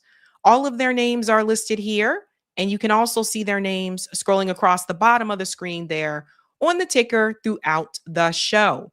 We want to give a special shout out to new Sabby patrons. Let's give it up for Jamud Sakar and Helena Salamaho. Thank you both and welcome. Welcome, ladies and gents. Dun, dun, dun. Much more to discuss. Let's go ahead to some of the comments here. We'll shout out some of the super chats and then we'll get to the next story. Thank you. Thank you, Kenman. I was going to watch Sabby, but then I got high. Someone's ready for Afroman story. David says Patrick is truly based. His podcast, 21st Century Wire, is excellent. I agree. Thank you, Stephen. Sabby Love. Welcome. Thank you. Thank you, Michael. In such sad times for the world, one bright spot is that yellow is definitely your color, Sabby. But then again, every color is high key your color. Well, thank you. That's sweet. Thank you, Near the Far World. Since Peter Thiel funds TYT, is Jink Epstein class? Peter Thiel funds TYT? I didn't know about that. I know he has Rumble. I didn't know he funds TYT. I have to check that out. Thank you, Dublin. Thank you, Sabrina and Patrick. Thank you, Measured Man. You don't get to start shit and then dictate how they can or can't respond. FAFO. Thank you, Louis. This is 100% backed by Richard Medhurst Journalism. Best research show out there. Great job. Yeah, Richard Medhurst has been covering a lot of this. Thank you, Marlon. Trump is going bankrupt half the world illegally. Thank you for this one, Marlon. Israelis swinging down, blaming the victims. I know, right? And thank you, Allah. Buy 3 more 3-month rice, dry beans, honey, long shelf foods. Rice is something that I always have. Always. Okay, let's go ahead and dive into the next story, ladies and gents. This one's kind of funny. We have to have a couple of funny, like positive stories for Sundays because we're about to start the work week. And we all know how that can be. Corporate media apparently is trying to make itself look like independent media. And that's starting off with CNN. Jake Tapper revealed that he was working from his office while reporting the news. It's hilarious. Let's take a look at it here, guys. CNN's Jake Tapper on why he is anchoring the lead from his desk. That's one of his shows on CNN. Listen to this. So you're probably wondering what's going on, why we're in my office for the first hour of the lead today. So it's an experiment. This is my actual desk where I do my actual work, not the desk in the studio. And we thought we would bring you into the space where me and my team do our actual journalism and plan the show every day. So here we are giving it a shot. You might also be wondering about the decor. Let's go back first because he doesn't tell you why, right? So listen one more time. So it's an experiment. This is my actual desk where I do my actual work, not the desk in the studio. And we thought we would bring you into the space where me and my team do our actual journalism and plan the show every day. So here we are giving it a shot. So let's go ahead and comment on this part, and then we'll go back to Jake for just a second. Why did they make that decision? Why are they doing that experiment? You know, they may pretend like they don't know that we're here, but they do know that we're here. Sometimes they could be watching independent media right here, right now with you, but you never know it because they don't comment in the live chat. So let me tell you what's going on, folks. Corporate media is trying to, or at least CNN, is trying to brand itself in such a way now that they can appeal to the average Joe Schmo. So they're trying to make it seem as though this is just me sitting at my desk in my office, all my pictures around me. I'm not in a studio. I'm just like you. Because that seems to be working for those of us that do independent media in the podcast space, the political independent media in the podcast space. But we've been doing this for years. And these are the same people like Jake Tapper and Jesse Waters from Fox News, who didn't even want to give independent political commentators the time of day at all. They said that we're not news. They said, don't listen to us. They said that they're the real legitimate source. So why would they try to make themselves look like us? There has to be something said about the 2024 presidential election where there were candidates that went on the podcast tour, right? I think Kamala started to do this later in the game, but by then it was already too late. But going on the likes of like Joe Rogan, Theo Vaughn show, Kamala went on to that Daddy Girl podcast, Go Daddy, whatever. You guys know what I'm talking about. And the whole idea is that the message got out apparently that they need to reach people where they are.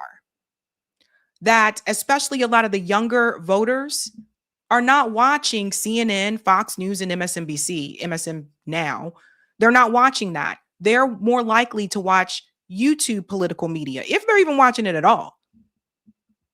And what they may not also understand is that the largest content on YouTube, and I mean channels that have millions and millions and millions of subscribers, is not political YouTube. People who have podcasts where they bring on celebrities, there are food podcasts that have way more subscribers and gamers than political YouTube. So we're not even at the top tier when you look at the categories of the channels that are doing the best, right? But they're trying to appeal to those people. First of all, just because you're sitting at your desk, Jake Tapper, doesn't mean that you're not still at CNN. We know you work for CNN, okay? I mean, the logo's right there in the bottom of the screen. But they feel he sits at his desk and that's going to be more relatable to everybody. We still know that this is CNN. That's the hilarious part to me. Let's continue on. You might also be wondering about the decor, the posters and the kerchiefs and such on my wall. Well, the theme is these are all losing presidential campaigns. And this hobby started 26 years ago after I covered my very first presidential campaign in the year 2000. Campaigning and hopping from bus to plane to bus to plane, I collected the lawn signs and posters of all the candidates I covered. And by the end of the election, I had a really great collection of, well, losers. And there's an autographed Gore Lieberman one from 2000. So anyway, this all became a hobby. Here, come back to me here. You'll see this is one of the grand achievements in my collection. It's an Al Smith poster. He lost in 1928. In other words, boring shit. Okay?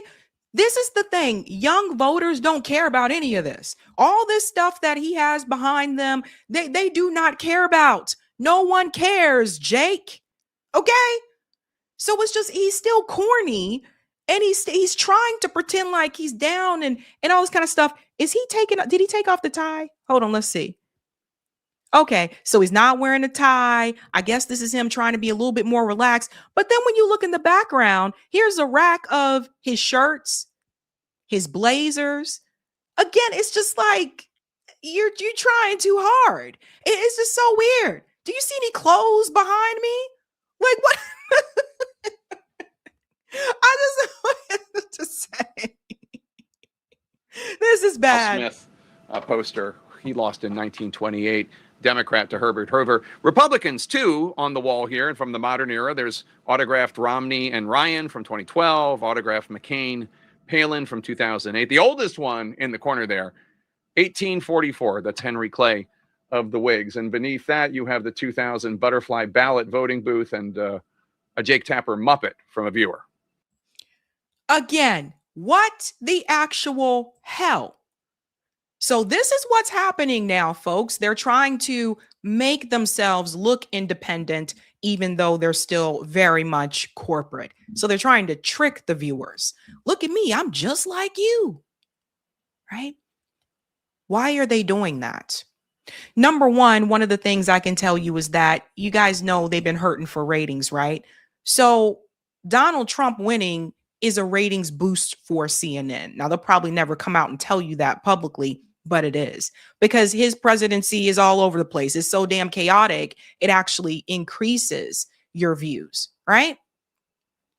So it's not just Jake. So you'll see here's a picture of Jake here. He looks so uncomfortable. He looks so uncomfortable. Just because you have a microphone in front of you doesn't mean that you're still not going back to your mic'd up studio. That's the thing. He's still doing the mic'd up studio as well. Trying to convince people that, look, I'm just a regular podcaster person here. Very uncomfortable look there. You can see here's another screenshot here. He has guests sitting on his couch. It's just so like they try so hard. And look, even Anderson Cooper, they put a microphone now in front of Anderson Cooper, as if we all don't know that your entire damn studio is mic'd up, which is very expensive to do, by the way. So they're cosplaying. Apparently CNN is trying to do this rebrand where they appear to be like regular podcasters. Let's try this, guys. Here's a way to capture those young viewers. But they look so uncomfortable doing it because they don't do that. Anderson Cooper goes way back, way back. I remember seeing Anderson Cooper on the news when I was in high school.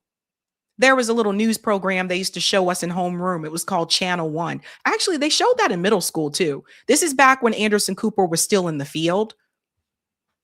So before he got the anchor position, like he doesn't know. They look so uncomfortable. You're trying to make a Vanderbilt be like a Sabby. And Sabby isn't a Vanderbilt. I didn't come up that way. So you can see how uncomfortable they look. But the reality is, to get the people that are less likely to watch corporate media, it's actually laughable. People are probably laughing right now because of all these years of them making fun of us. Many of us. And they would never, most of us, they would never, ever, ever, ever, ever allow on their platform. Never, most of us. And the ones that do get on, they got on because they're willing to toe the line for one of the parties one way or the other. But they bring on the safe bets. Right? So this guy here, he called it out as well. This is from John McDermott. Let me make this a little bit larger. It's called Times Change. He also said Anderson Cooper is cosplaying. I find myself bemused by CNN this week. They have been cosplaying as podcasts for some reason. Now that podcasts begin loosely defined as anything anyone wants it to, we're doing this with something that is just Anderson Cooper on CNN and not at all a podcast. This is just the 8 p.m. hour on a cable news network. But hey, sleeves rolled up, cool microphone on the desk, a laptop, coffee cut. We're just podcasters just like you. Alex Werpen put this here. How long has Anderson Cooper, 360 on CNN, been doing faux podcast set design? So guys, this looks ridiculous. So you see they have the mics in front of them. Hey guys, we're doing a podcast. We all know you're in a mic'd up studio. This is just... I don't know. He goes on to say, what are we even doing? Pretending to be a podcast. Why? Podcasts are trying to become cheap TV shows. And now cheap TV shows are pretending to be podcasts.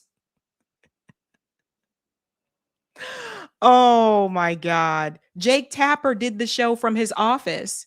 Maybe this is actually his office, and this is actually how his office normally looks. I don't know. I've never been in his office. He has a prop microphone, but no visible headphones. Sure, let's all pretend this is a podcast because cool. This is what's happening now, ladies and gents. This is what they want to go into. And Tony Kinnett broke this down very well. This is a sign of a huge shift, and few are talking about it at all. With the credible organization age dead for 10 to 15 years now, and the influencer age beginning to die out, all news and political media on both left and right are scrambling to identify the next trend. Of course, he's talking about Jake Tapper here, sitting at the desk. Almost no one is going into traditional broadcast news media anymore. The youngest big three TV hosts are Lawrence Jones from Fox and Caitlin Collins from CNN. They're 33. I'm probably the second or third youngest syndicated radio and cable TV host in the country, and I'm 30. Older hosts are retiring, losing audience, and getting let go. Fox, CNN, MS Now, CBS, ABC, Newsmax, major cuts everywhere. While podcasts and live streams have taken so much of the viewership pie through the influencer age, there's an issue. Many of these hosts aren't good newscasters and know nothing about politics, geography, law, economics, religion, culture, outside of what they regurgitate from social media. So see, this is what they've always done. They've always said we don't know anything, even though we debunk a lot of their propaganda, but we don't know anything. This is a big reason why a big portion of the country still hasn't abandoned major network or legacy media. When big news is happening, you need to point to the details, not some rambling 2-hour story from a Twitch streamer or podcast bro. This is how they think about us, right? Because we don't have the knowledge that they have, apparently, when they're just reading from a teleprompter. I don't have a teleprompter in front of me, but I give you information that they don't give you. Interesting, huh? What all networks are currently trying to mimic stems from some of the podcasters which had network or newscasting experience, pioneered and adapted. These hybrid hosts, often the head of a non-network brand, drove huge audiences because they had the familiar approach of a podcaster, but the reliable newscasting of a network affiliate host. This is where Ben Shapiro, Pod Save America, Steven Crowder ripped the news cycle out of their hands in the vlogosphere. So he's calling them out there. Megyn Kelly 2020, Tucker in 2023, and the much smaller audience mimics from Chris Cuomo and Don Lemon to Mehdi Hasan. Many credible organizations launched Newsy, Politicky, Analysis, personality-driven shows along the same trend, either via the left-wing traditional institutional-driven cred or right-wing grassroots organizational heart, pointed out Charlie Kirk and Dan Bongino there. As donors threw big money at big personality individuals who said spicy things that weren't typically allowed, it says that late millennials and early Gen Z grew enamored with celebrity lifestyles, strike it rich, instant fame and money. LA celebrities watched jealously as influencers launched podcasts and social media brands that were more, here's my opinion, now admire my status, and less, I'm here to provide a service. Let me pause here. Well, when it comes to political YouTube, it's not about the fact of just here's my opinion. It's about filling in the gaps that you guys have left out for years, especially when it comes to geopolitics. While both sides of this corporate media spectrum, the right and the so-called left, which that's not really left, they have for years catered the news to their side, to their ideology. And so when their side of the aisle would do something that is wrong, they would find a way to defend it. Both sides of corporate media have done this. When it comes to geopolitics, they've been a complete disaster. This is the same news media that he's praising that lied to everyone about the Iraq war, that lied to people about the genocide in Gaza. That's one of the reasons why people started to seek out independent media, because you guys were lying for so damn long. They're the ones that are lying to you now about the war in Iran. So it's not so much that we claim to know everything, which we don't. It's more so that we're more likely to tell people if we don't know something that we just don't know, or we're going to bring on an expert that is aware of it, but we're also willing to fill in the gaps where you do not. That's the difference.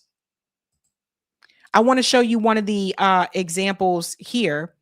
I think he brought up this. Right now, many people want the relevance, recency, and polish of live news network reporting coupled through a lens of personality-driven analysis, normal human character, and intimate attention of a podcaster. That's the only reason I can think of explaining how my side hobby, 1 hour a day radio show out of Indianapolis, grew into a nationally syndicated radio TV live stream. And we've never spent money advertising the live stream ever. I'm not special. That's not false modesty. Little bit of sarcasm plus fitting a podcast style news analysis show. So he's pointing out some of the big wigs here, right? So he's showing you Midas Touch, Pod Save America, Candace Owens, the Tony Kennett, that's his podcast there, and the Bulwark podcast, right? Of course, my format isn't precisely how everyone does it. To illustrate from previous examples, Ben Shapiro has pivoted into a live show at 9 a.m. and takes a break to engage with his audience. Will Kane still does a longer form podcast that mixes with radio before his main show. And the same time, many colleagues of ours who are trying the same old stuff are bleeding viewers. Same slowly, some hemorrhaging. Joy Reid is a major former host whose stream numbers are just embarrassing for her subscriber count.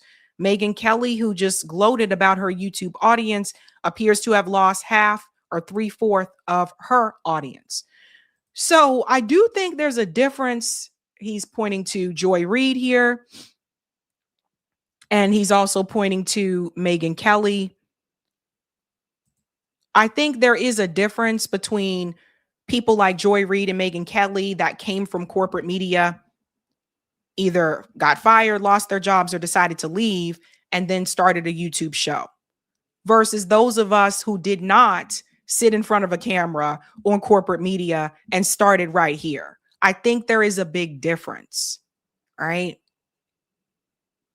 And when you've been doing it that way for years, like Joy and Megyn did, you have to unlearn everything that you've learned.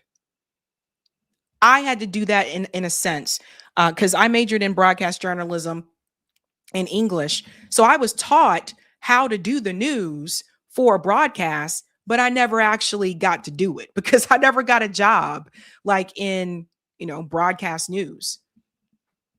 And I look at that as maybe that was a good thing.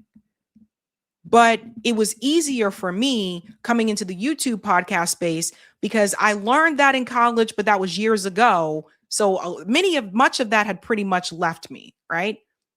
There's a little bit more freedom here in the sense that I don't have a producer telling me these are your lines, read the teleprompter, and you can add a little bit of your opinion here and there, but don't say this, and that. Yes, there's censorship on YouTube. There's censorship on all these platforms, but I don't have someone breathing over my neck telling me if you're going to talk about the Iran war, you can't bring on this guest. If you're going to talk about Gaza, you can't bring on that person. Joy Reid and them did. You see what I mean? So that's why you didn't see people like Breonna Joy Gray and others in the political space. That's why you don't see them on corporate media, because the producers made it very clear, don't you ever bring those people on this show. And there is a difference.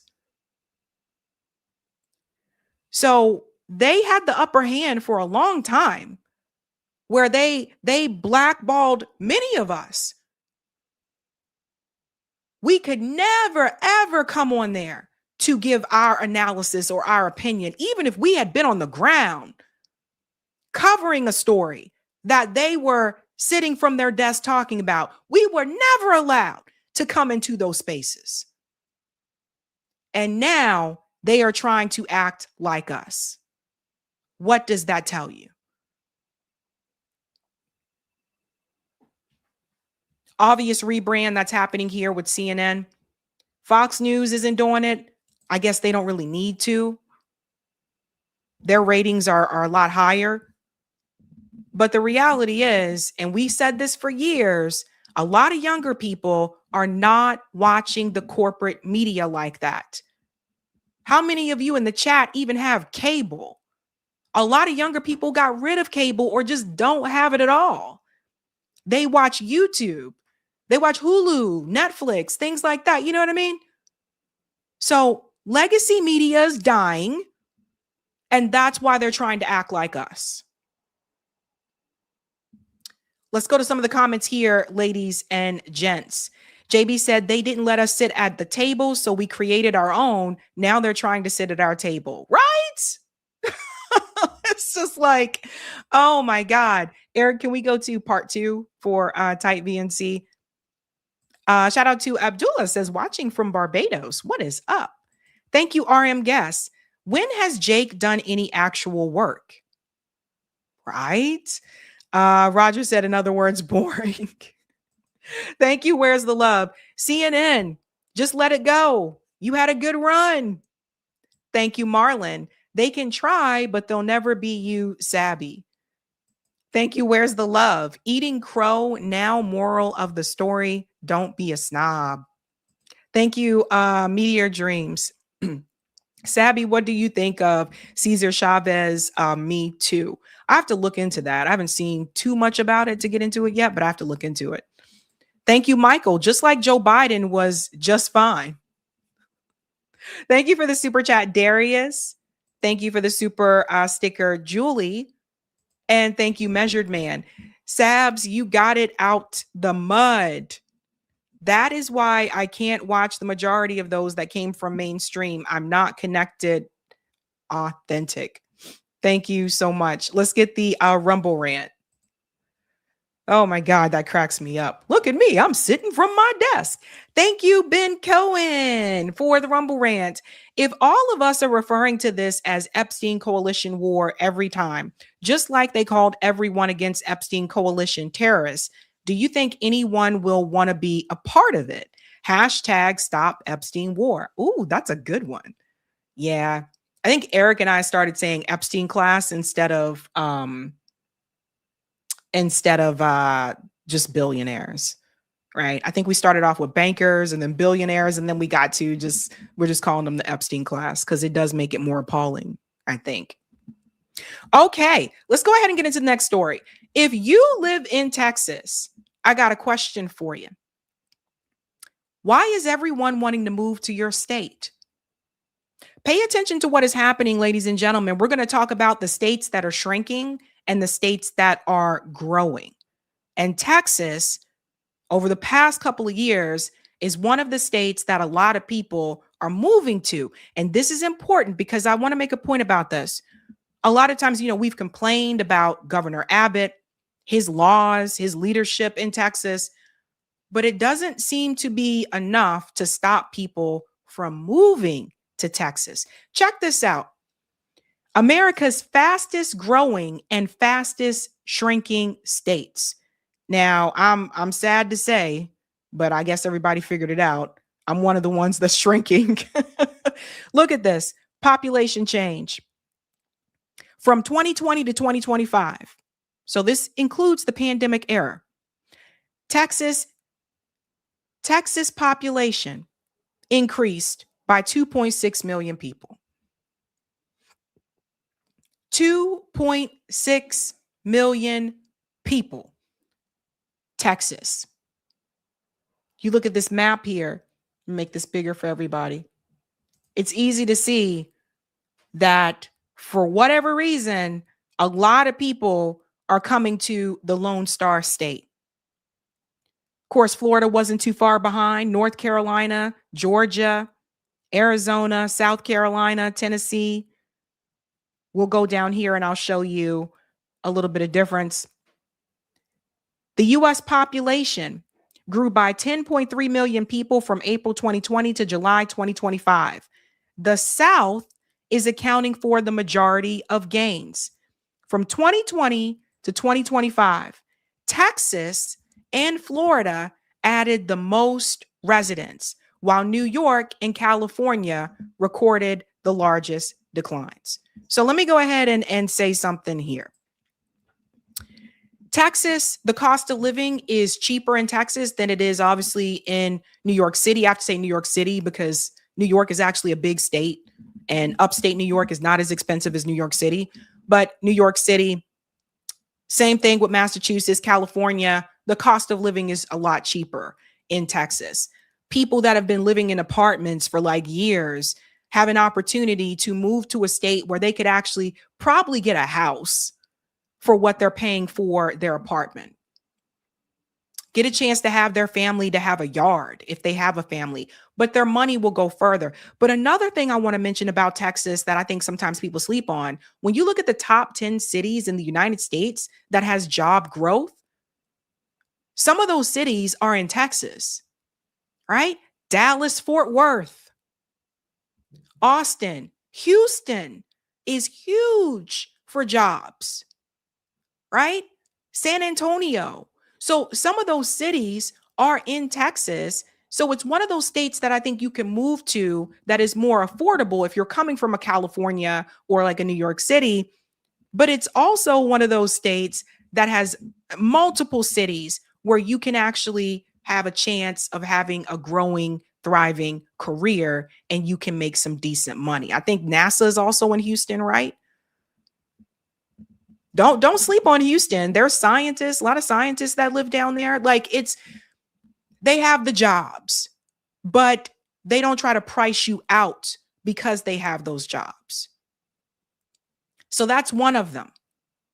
If we go on here, we'll also see where are Americans moving since 2020. Again, it shows you here that the South dominates population growth. It is a clear growth engine of the country, expanding 6%, adding more than 7.5 million people.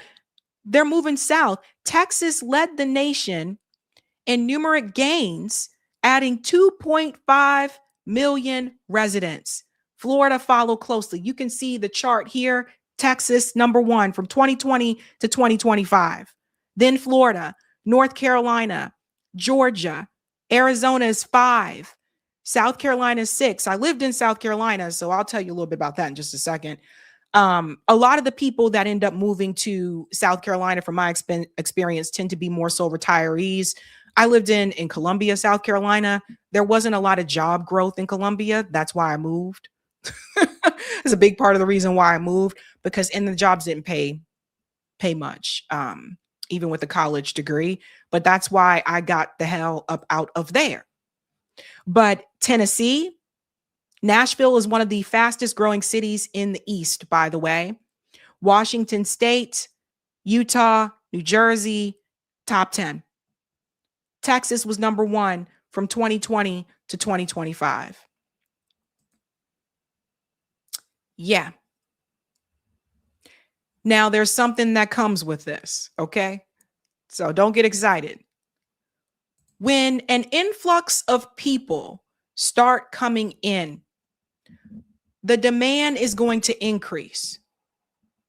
And if the supply does not meet the demand, this is where the cost of living in Texas will start to increase, and all those other states in the South. In fact, we touch on this once a year. The new one will be released in July. This is the Out of Reach housing report, again, released every July. And it tells you how much you actually need to earn to have a modest apartment in your state. Now, I've been sounding the alarm about this. I've been covering this for the past 2 years. Some of these states are moving closer and closer up in the top 10 range. Florida is one of the ones that is now in the top 10, and it wasn't before a couple years ago. So as more people move to these states like Florida and Texas, the cost of living there is going to increase over time as well. According to this right now, in Florida, you need to make at least $37.27 an hour to afford a 2-bedroom rental. It is now ranked 9th for the highest housing wage. I've been warning people about Texas as well. Texas is also creeping up. It's not in the top 10, but it can easily get there if this trend continues to happen. Texas is ranked 22nd now. I believe the first time I covered this, I believe it was 25th, but it keeps going up.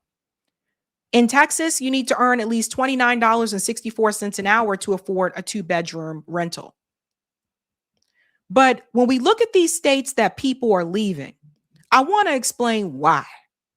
California has the highest housing wage in the country. You need to earn over $49.61 an hour to get a 2-bedroom rental in California. Now, I picked California first because people tend to leave California and move to Texas. So for all you Texans down there, I'm just forewarning you, the more this continues, the longer this continues, Texas is also going to have an increased cost of living because more people are coming in. Massachusetts, my state, of course, is up here as well.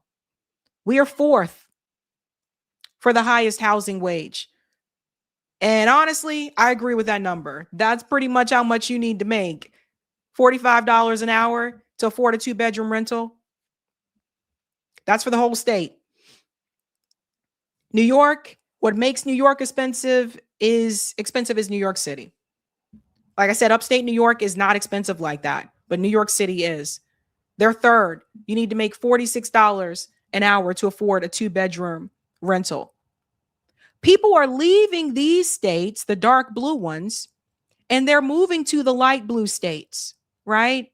They're moving to the Texas, North Carolinas, right? Tennessee.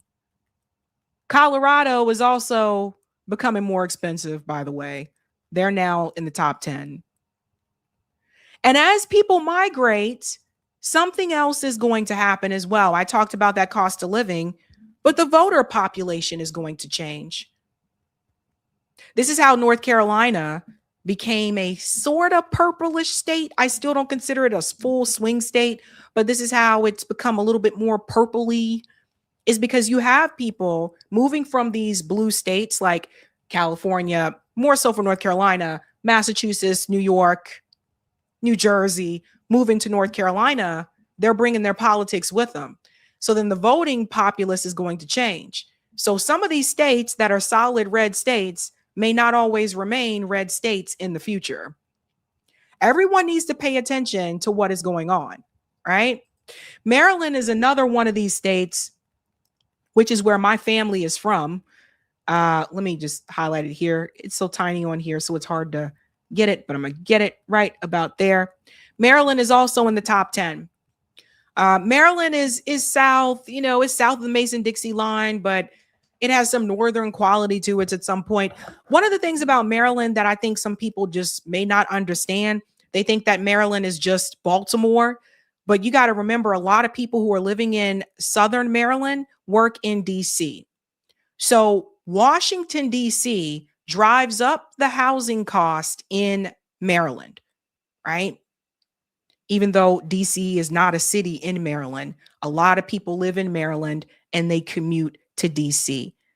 $39 an hour for a 2-bedroom rental in Maryland. And I believe it. If any of you are from that DMV area, you know, this is why Virginia continues to climb up, right?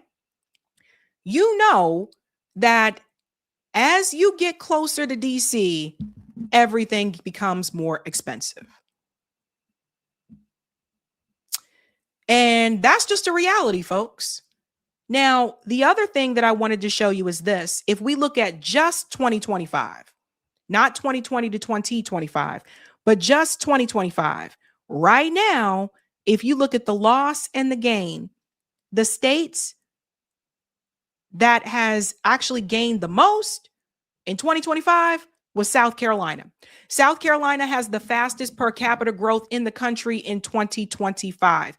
And I'm just going to tell you guys right now, I lived in South Carolina, and Charleston, South Carolina has become a big transplant area.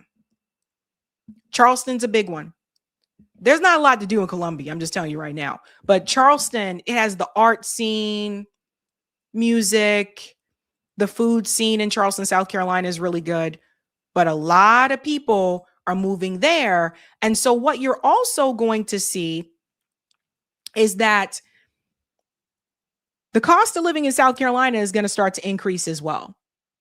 I don't know what the hell's going on in Idaho, but Idaho saw a big increase in 2025.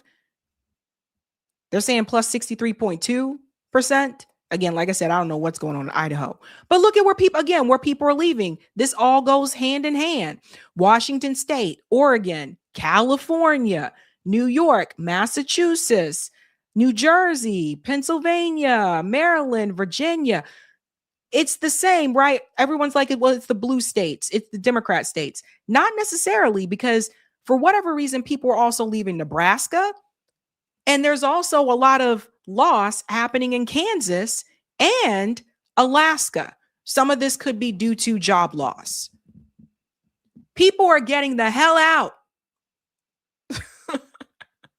People are getting out and they're moving further south to these other states where the cost of living is cheaper. Alabama has a big gain as well, and so does Tennessee. And so if you live in any of those southern states and you're looking around and you feel like things are starting to increase, like price-wise, mainly housing is usually where it hits. This is the reason why, because more people are coming in. And then when you move there, I'm going to go ahead and tell you, because when you move there, especially like in South Carolina, people who grew up there, they will tell you, don't come down here trying to change anything. Don't come down here trying to change nothing, okay? We welcome you here, but do not come down here telling us how great it was where you were and how things need to change here.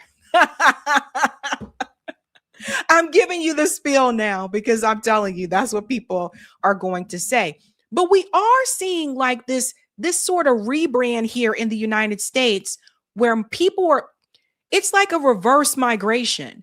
People are moving back down south instead of moving to the north. We talk about during like the Great Migration where people were moving from the south to these northern cities and to some of the Midwestern ones. Now we're seeing the reverse. People are moving south. And a lot of this really has to do with cost of living. But as it happens, the voting populace is going to change. And that's something I think a lot of people need to pay attention to.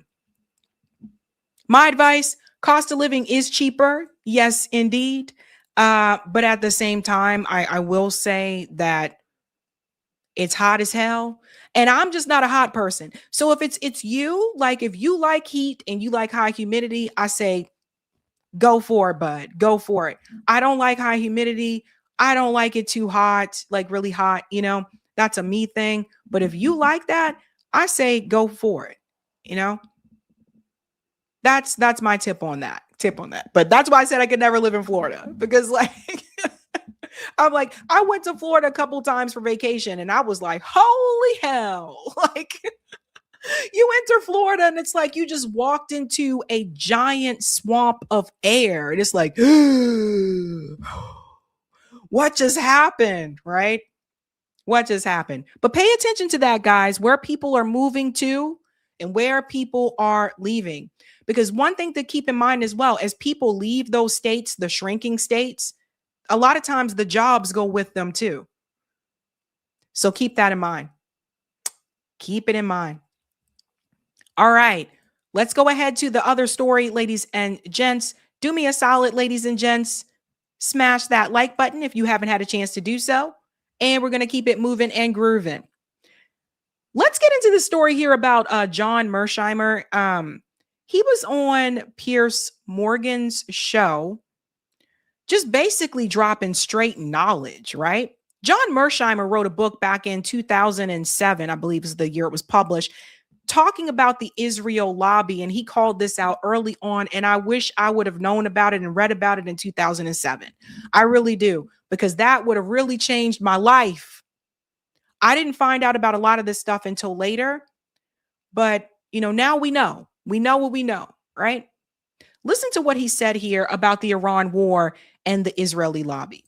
I think that Israeli influence and the Israel lobby's influence in leading the United States into this war is quite obvious. There's just an abundance of evidence that Israel pushed us into this war and that the lobby helped.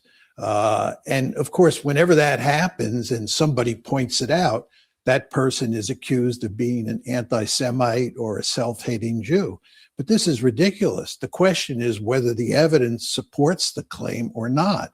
And the debate should be fought over the evidence, not devolved to name calling, which of course exactly is what is happening here. But the fact is, Piers, there's overwhelming evidence that the lobby and Israel itself helped in a major way to push the United States into this war. Well, we just have to take Marco Rubio, the Secretary of State, at his own word.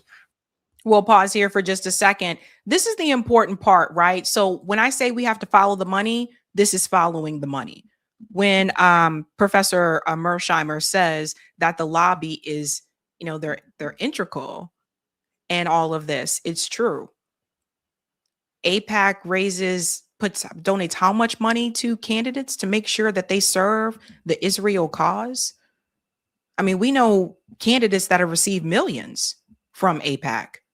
Hakeem Jeffries, Wesley Bell, Donald Trump, Kamala Harris, right? They're not just giving you millions just because they think you're a cool candidate. They're doing that so that you will serve the agenda for the greater Israel project and whatever else that includes in between. So if that includes genocide of Palestinians, that includes that as well. And I really wish, this is why I say, I wish I would have known about that book back in 2007, because I think a lot of us, we would have woken up a lot earlier, right? So following the money makes you understand how we got to this point. Before he was persuaded that he hadn't said what he'd said, because he said it on camera.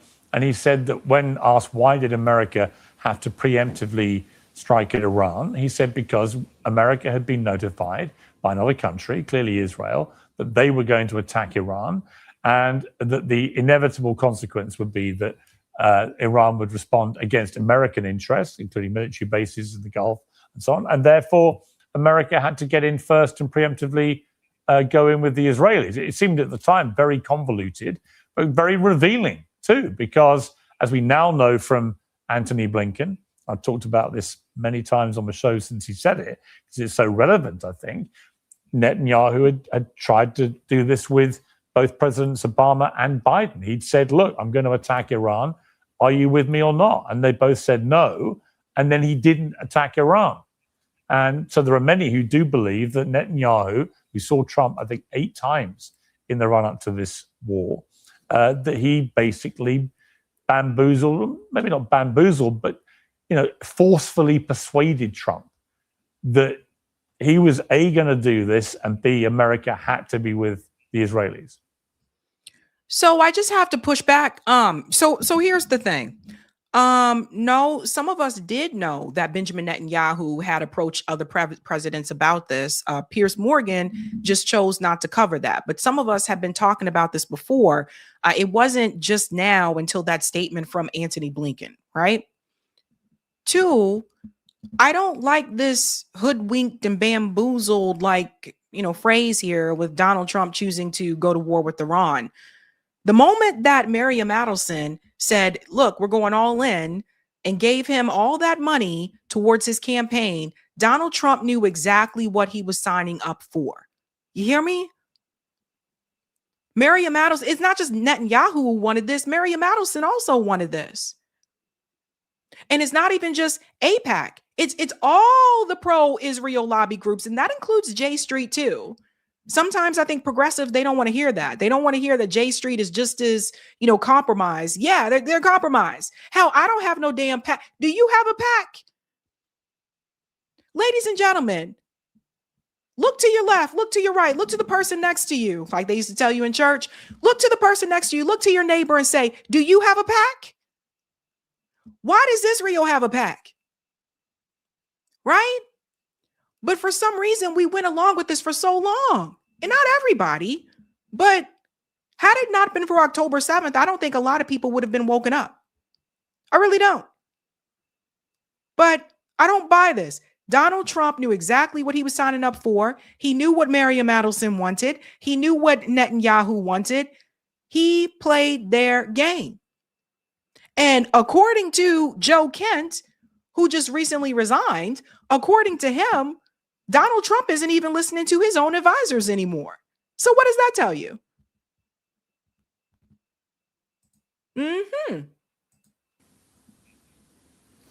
Yeah, I think it's not only Secretary of State Rubio who said that, but the Speaker of the House, Mike Johnson, said it. And furthermore, Lindsey Graham, who is a super supporter of Israel, has said that he worked hard with Prime Minister Netanyahu to give Netanyahu advice on how to convince President Trump to attack Iran. So you see all sorts of evidence of Netanyahu's fingerprints on this war. Yeah, we're now at a stage in this war where thousands of Marines have now been dispatched to the conflict zone. The Iranians, who must know they can't compete with the Americans and Israelis with their combined military firepower in the air or at sea or anywhere else, frankly, militarily, but they can compete in this strategic economic way. Do you agree with that? Sure. I mean, I think what's going on here, Piers, is that the United States and Israel thought that we could win a quick and decisive victory, either by decapitating the regime or some form of shock and awe campaign for the first few days of the war. And the Iranians would then throw up their hands and they would submit to our demands. And in fact, President Trump has said that he was told that there was a good chance that the Iranians would close down the Strait of Hormuz, but he ignored that warning because he thought we would win a victory before that became a viable option for the Iranians. But what's happened here is that we did not achieve a quick and decisive victory, and we're now in a long war, a war of attrition. And that's a war that the Iranians prepared for, and that's a war that the Iranians are in an excellent position to prevail in. If you think about the various steps up the escalation ladder that we can take, what you see is that the Iranians can match us at every point, and they can cause not only enormous damage for the countries in the region and for the United States military forces that are located there, but maybe even more importantly for the international economy. They have the ability, as you go up the escalation ladder, to tank the international economy. This would be catastrophic. So we are now in a situation, having failed to achieve a quick and decisive victory, where we could lose in a really serious way. So if they really do have the ability to tank the economy, and this is why you don't poke the bear. You know, it's just wild. It reminds me of the movie Bring It On. I don't know if everyone's seen it, but if you've seen it, you know what I'm talking about. It reminds me of that part in Bring It On when you have the Clovers and I forget the other cheerleaders team, but it's two cheerleaders, cheerleader squads from different schools. And one of them says, "Bring it." And the other one goes, "It's already been brought." It's like, I don't know exactly what Donald Trump thought was going to happen here. Because the reality is that Iran is not stupid. Iran isn't foolish. Iran knows that this day was going to happen at some point. So they spent all these years preparing for it. You know, Israel should have known better, because that's why they've been trying to kill Iranian scientists, because they didn't want them to get a jump on things. They didn't want them to be ready for this day. And you're seeing this being called out in all these different spaces. Of course, John Mearshimer has been on this for years, but not just with him. Also, you're seeing people on the right call this out. People who used to defend Israel at every cause, including people like Tucker Carlson. This is what I mean about the rebrand that is going on. Tucker Carlson apparently has made a decision that now that he is not a part of Fox News, he is going to say what he wants to say. He has a little bit more freedom to do that now, right? Listen to what he was just talking about Israel's right to exist. See, everybody asking questions now. This is the thing that October 7th really did. It made people ask questions. Check this out, and we'll come back to Mearshimer. You are critical of the government of Israel. Do you believe in Israel's right to exist? Would you consider yourself a Zionist in that narrow definition? What does that mean, a right to exist? The existence of the political state of Israel as but it has existed, a right. What does that mean? That you think it should continue in its existence as a state right now. So you do not agree with Iran, for example. Well, let me just ask, since you asked me the question, it's fair for me to get you to define the term so I can answer it.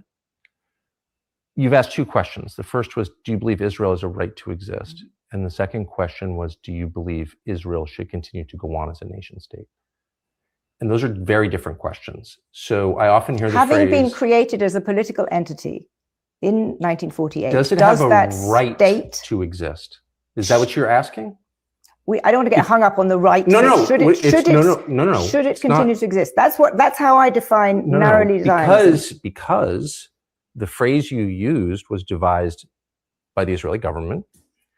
Of course, does it have a right to exist? And so my question to you would be, what does that mean? Why don't you answer my question? It's a very simple question. I don't know what your question is. Are you asking, does it have a right to exist, or do I want it to exist? Do I seek its destruction?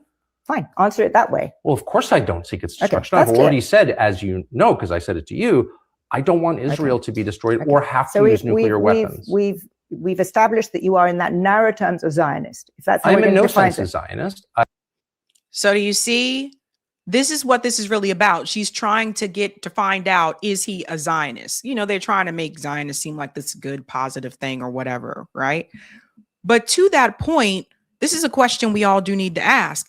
Why do they ask this question about just this country? I mean, I don't hear anybody asking, does Russia have a right to exist? Does Canada have a right to exist? Does Venezuela have a right to exist? Why is it just about Israel? So I think that's a good thing to say when people ask you that question. If Israel has a right to exist, like, does Japan have a right to exist? Why are you asking me about this country? Why are you asking me about Israel? Especially when I live right here in the United States. Why are you asking me about whether Israel has a right? Let me bring something down for you, okay? This is how you bring it back to domestic issues, okay?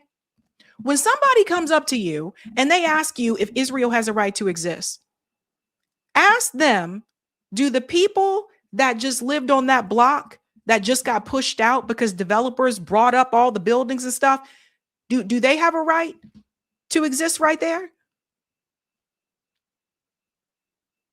Bring it back to domestic.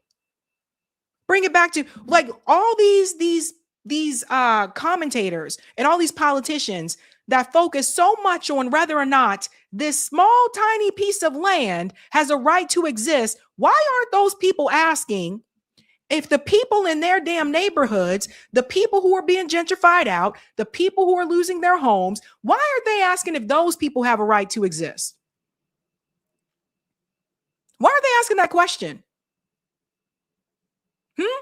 People who are being poisoned in their communities, are they asking if people in Flint, Michigan have a right to exist? Because dirty water and the poison means that they're going to get sick and some of them are going to die. Do they have a right to exist? We have to frame things in such a way that brings it back to the issues also here at home. They don't ask this about any other place. Any other place. I don't want any country to be destroyed at all, and I don't want people to die, particularly ones who committed no crime, because I don't believe in killing innocents, period. That's the basis of Western civilization. Eastern civilization, it's a whole different view. They believe in collective punishment. I don't. So you're in no sense a Zionist? I don't even know what that means. Why don't you define the term, and then I'll tell you whether I am. I've just defined it. What's a Zionist? That a Zionist, in my narrow term, this definition is that the state of Israel, the political state of Israel, has the right to continue existing. The right? Where does that right come from? What do you mean? These are like, I'm not being a lawyer about it. I just want to know what you're asking me. To answer the question. Because I don't know what you're asking Let's me. go to the Wait, third. no. I think you don't want to define your question, and I don't know why. I don't know what you're asking me. I've already said I don't want Israel to be destroyed. I don't want anyone to be killed. And you've said, does Israel have a right to exist? Does it have my question is, what right are you talking about? Does Britain have a right to exist? Does the United States have a right to exist? There was a world order built up after 1945, which suggested that aggression should not be condoned into countries, that countries with borders have the right to intervene. I totally agree with that. Okay. Which is why the first thing that Israel did within 2 weeks of this war starting, which is supposedly existential for them, was take southern Lebanon, take someone else's country, as they have done repeatedly. And no one even mentions that. And so I guess I would be opposed to that, because I guess I think Lebanon has a right to exist.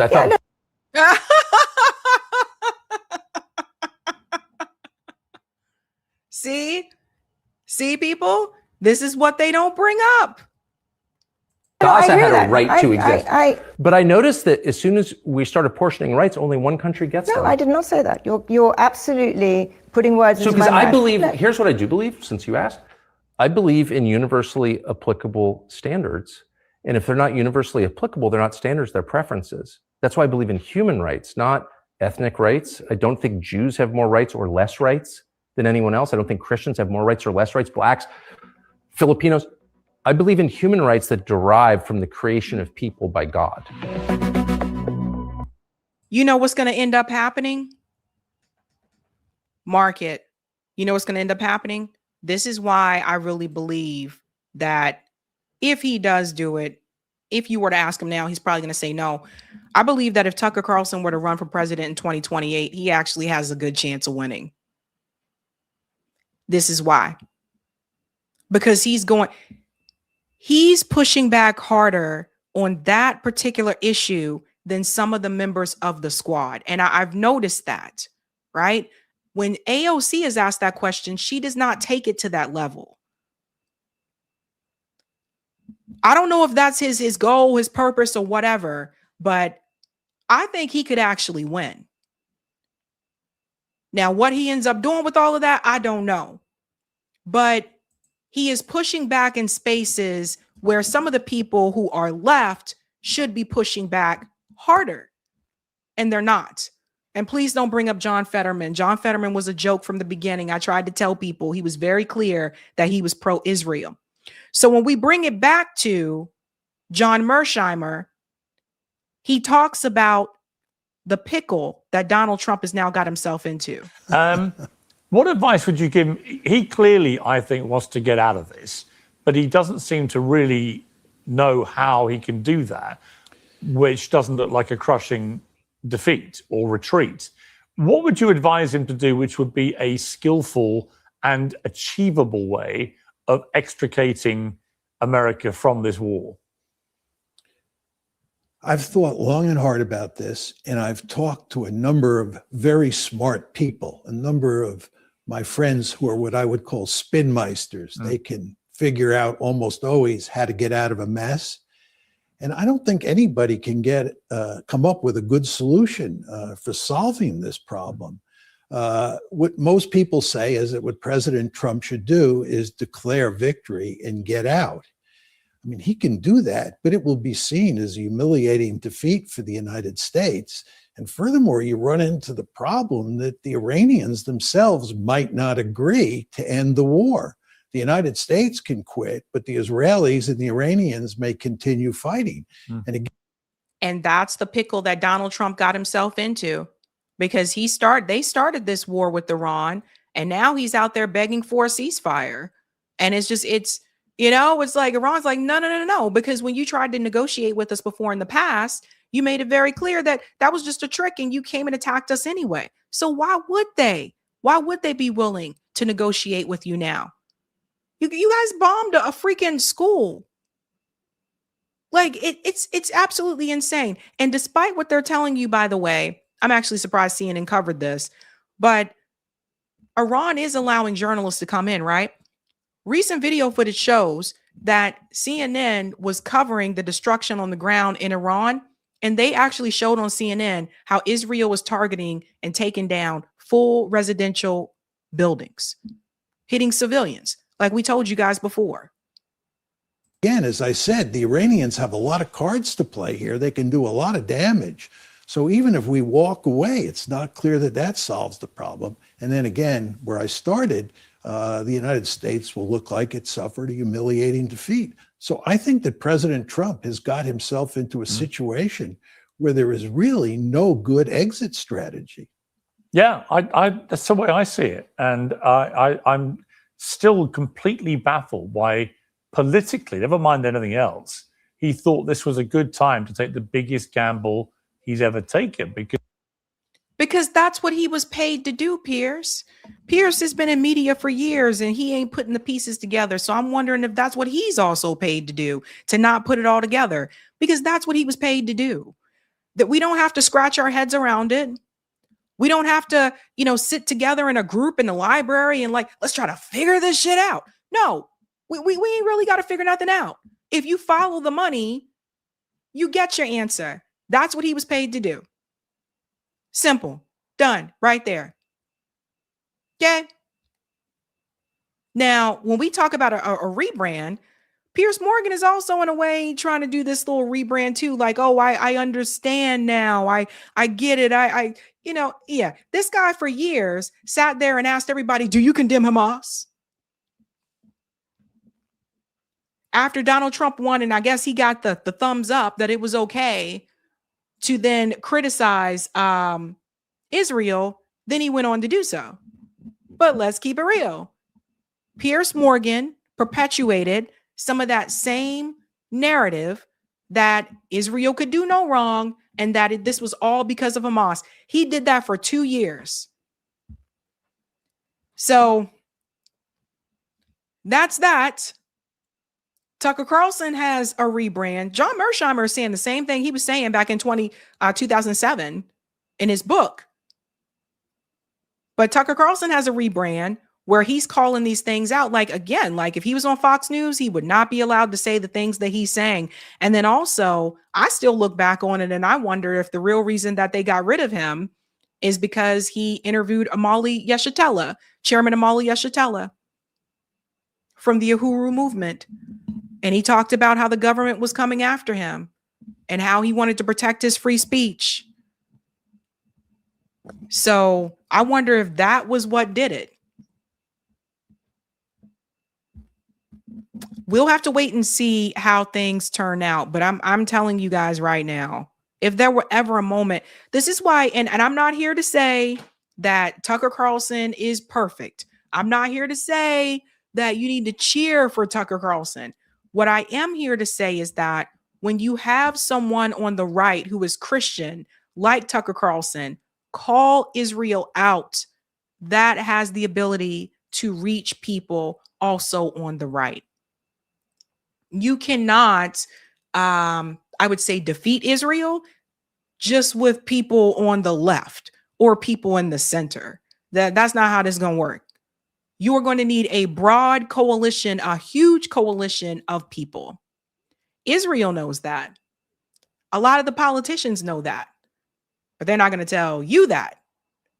Their job is to continue to keep us divided, especially when it comes to that issue. But I think they may be running out of time. Let's go to the last story, Eric. Hey. All right, ladies and gents, do me a solid and smash the like if you haven't done so. And if you're new, don't forget to like, sub, and share, just like a Care Bear.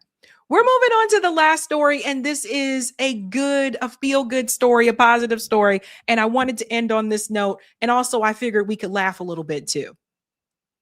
Rapper Afroman has been the inspiration of this week. This story really does give me hope because I feel like they came after Afroman, and in the end, he was able to win. And so this whole case to me is hilarious. I covered it a couple of years ago that the police came in and they raided Afroman's home.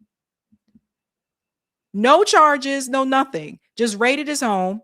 Apparently, allegedly stole some of his money that was in his house. And then didn't even bother to fix his door or his fence that they broke down. So Afroman said, what the hell? Are you going to pay for this? No. So he decided, I am going to express my frustration for the way that they treated me and not paying for the damages. And I'm going to make a couple of songs about these people. And he did. And this case did not go the way that the police thought it would go. Let's go ahead and bring in this clip here. This Adams County courthouse, the sound of victory. After jury sided with the musician Afroman, whose real name is Joseph Foreman, after a days-long civil defamation trial. Afroman speaking to WCPO right after the verdict. I didn't win. America won. America still has freedom of speech. It's still for the people, by the people. The jury finds in favor of the defendant. 7 Adams County Sheriff's deputies sued the musician. They argued Afroman used security video from a 2022 raid of his home and put it in music videos using deputies' likeness without permission. There's damage to reputation. There's pain and suffering. There's public humiliation. There's everything you saw and heard from these detectives from the witness stand. This raid taking place nearly 4 years ago following search warrants related to possession and trafficking in drugs and kidnapping. The rapper was never charged. Along with using the surveillance video in multiple music videos, including in the song Lemon Pound Cake, the deputies also say Afroman called them thieves and pedophiles, among other things, on social media. I didn't go down here and sue the police department. I fixed up the damages they made, and I sung songs about them to raise money to do it. They were unapologetic. The deputies wanted Afroman to pay $3.9 million in damages. We got about a total of 250 pieces given out. This is the last one, and I'd like to give it to you. Supporters of Afroman coming from near and far with the message both verbally and symbolically. For me, this isn't really about Afroman. It's about free speech. So when someone like Afroman stands up for my free speech by using his talents, his musical talents, to fight the corrupt system, we got to come out and support him. And I just want to point out, from what I understand, I believe this town is a fairly conservative town. But because this is a free speech issue, you got to remember and think back to it this way. The cops broke into his house, tore his door down, apparently stole some of his money, allegedly. There's a video of the police officer, one of them eyeing that lemon pound cake that was on the counter. They probably would have taken that too. And then when they decided that they were not going to pay for the damages that they caused because there was nothing there to be found, he decided to make videos. I mean, he's a rapper. He decided to make a song about it so that he could raise money to pay for the damages that they caused. They, in turn, decided to sue Afroman for making the songs. When all of this could have been avoided, number one, if they didn't break down his door and go through his house anyway, we'll get to where that came from. But number two, if they would have just paid for the damn damages, he probably would have never made those songs. But we'll get to the funny part in the courtroom, which I think is hilarious. Glad things went my way. But if they would have took it off from me, I was happy about all the love I was getting from everybody after them people kicked my door in. In Adams County. Yeah. So from what I understand, that's supposed to be more of a conservative town there. And I think what pissed off the police is that the judge in a fairly conservative town voted on, like, he ruled in favor of Afroman, not for the police. Afroman is doing a couple of interviews. He talked about this recently on Roland Martin's show. I want you to hear again where that came from, like why they raided his house to begin with. The damage to your house, who had to pay for that? Me. So they damage your gate, they damage your door, going through your house, no charges filed, and they claim narcotics. Like, where did that even come from? What, they had some criminal informant who gave them some inside information? Yeah, they busted this girl. I don't know, from what they say, some girl had some drugs and something, and she wanted to reduce her sentence and get out or something. So she just starts making up lies on me. You would figure she'd make up a believable lie, but she made up an unbelievable lie. I mean, she told him that I had a dungeon and I had kidnapping victims and I don't have a dungeon or a basement or a kidnapping victim. So anyway. You guys understand how serious these accusations are for someone to tell the police that he had a dungeon in his house and there were kidnapped victims there just so she could get a reduction in her own sentence? So again, they just went off a hearsay and just went in and bust down the door and everything. Like it just, again, and apparently no apology after, no, like, we're going to fix your door or anything like that. Afroman is that dude. For those who do not know or not aware, Afroman, one of his most famous songs is Because I Got High. And I think a lot of people at some point can relate to that. If, you know, they used to smoke something back in the day or whatever. You know, he literally tells you in the damn song, I was going to go to class, but I was high. I could have cheated and I could have passed, but I was high. Now I'm taking it next semester and I know why. So everybody can relate. They can relate to Afroman. His songs are fun and they're funny. And I got to tell you, I think it was absolute genius that he walked into the courtroom wearing an American flag suit. Because we know with policing, there is, you know, this sort of patriotism and policing kind of go together hand in hand. Afroman showed up wearing an American flag suit to let people know that he is not anti-American. He is not anti, you know, America at all. That he loves his country. He is who he is. And that his free speech rights were not protected. So that was genius. That was absolutely genius. Let's go on a little bit more here. I'll let him finish and then we'll get to the next interview. I guess she just wanted to get released. So she just made up this story about me. They let her go and they came over here looking for whatever they was looking for. And So wait, she made these things up and they believed her? Like there was no effort at an investigation and they roll up guns ablazing, believing that? Yeah. And if you go look at the videos I put out, like Lick 'em Low Lisa, if you go look at Brian Newland is a flag, I have her in the end of those videos. She's saying things about the same officers that did the raid on her word on me. Like, you know, you can go watch it. And it's just. Yeah. And then he had another interview I want to show you here because he talked about it briefly. He went on to both sides of media. He went on to Fox News and then he also went on to Roland's show, so pro-Democrat show, and he went on to a pro-Republican show. Afroman said he dropped the album partly to pay for his damaged property. Other hits from the album include Why You Disconnecting My Video Camera and Will You Help Me Repair My Door? It's so funny the way the news anchor says it. Why are you disconnecting my video camera? But the cops were not laughing. They sued him for defamation. On Wednesday, a jury sided with Afroman, saying his Lemon Pound Cake album is protected free speech. Afroman, the free speech warrior we didn't know we need, joins me now. So great to have you, Afroman. And let me begin by saying congratulations on your tremendous victory. Thank you. Thank you. Thank you. Appreciate it. So have you been surprised by how this case has kind of blown up into such a cause celeb that you have people talking about wanting to teach it in law school classes? Yes, I am surprised. It was a big deal in my life, but I didn't know it was a big deal to the world. After the raid and no charges were brought against you, you were completely exonerated. Did you ever think about just kind of walking away from it all? I didn't cry. I took it like a sport. I wrote songs and I put out an album, and that album was designed to pay for the damages that they did.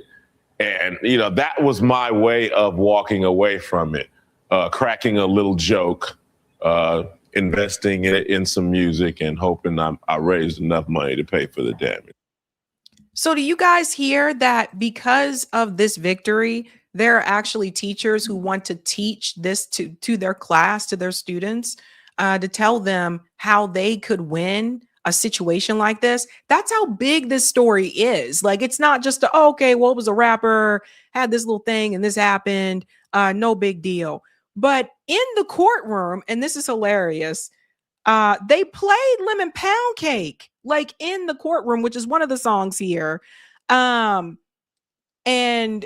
you're gonna see the look on the viewers' like faces here. So watch this guy. Here's the jury. You're gonna see the look on their faces here. So, Mr. Cooley, you guys gotta watch this. This is a Sean, gem this is a gem, called dude. Officer Pound Cake. This is a gem. By Mr. Foreman? Multiple times. You saved hundreds of pound cakes at work. He plays the Lemon Pound Cake song. The reactions are the best. Watch this. Defense Exhibit D. Dude, the sound system in the courtroom is just bumping too. It's like blasting, dude. Plus when it kicks on, it's crazy. Hold on. Okay. Check this guy. This guy starts vibing, and then these girls back here are just watching. They start cracking up. The Adams County Sheriff kicked down my door. Then I heard the glass break. They found no kidnapping victims. He starts vibing. Afroman's vibing. And then So they're laughing in the background, and the officer is there on the stand. And for those who don't know the background about this, it is because he had Lemon Pound Cake on his kitchen counter, and when they raided the house, one of the police officers stopped and stared at the pound cake as if he was going to take that too. That's a peak experience right there, dude. It made the sheriff wanna put down his gun and cut him a slice. Of what? Lemon Pound Cake.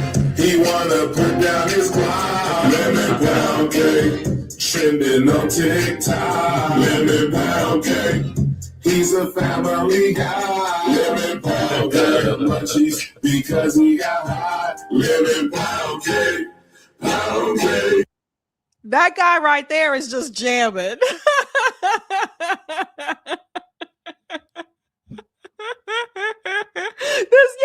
This actually happened like at court. It's so funny.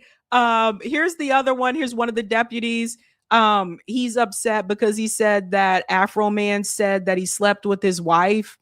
So you're claiming that is the defamation statement, is that he said he had sex with your wife? Yes. Okay. And that's painted you in a false light? It's caused tremendous pain in my life. I'll get to that. We have to go through false light first. So does it paint you in a false light? Yes, that my wife is cheating on me with Mr. Foreman. But we all know that's not true, correct? I don't know.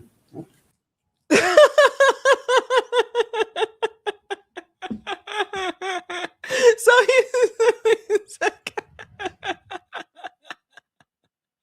said he don't know. He doesn't know if his wife is cheating on him with Afroman.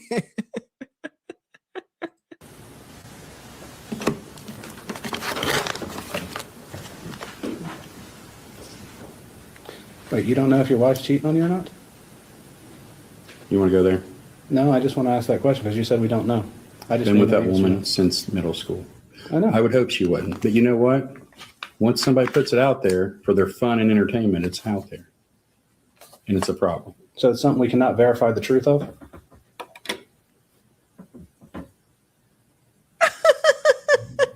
Is it a thing that can be verified, true or false? Ask your client. So this is just so like brutal, guys. Again, could have been prevented if they would have just paid for the damages. The other one here, we are calling it the song of the summer. He calls out the sheriff. So you'll see behind him the video of when they raided his house. So watch this. Randy Walters is the son of a bitch. Ooh, yeah, That's why I fucked his wife and got filthy rich. That's the part he's talking about. That's why they got mad. And here's the lemon pound cake right there on the counter. It's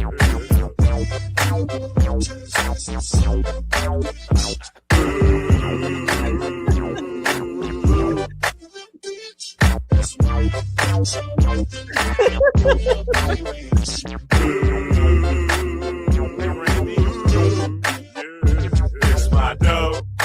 Stop stealing my dough. Stop disconnecting my video. It's my dough. Stop stealing my dough. See, they took his money. I was just like, what?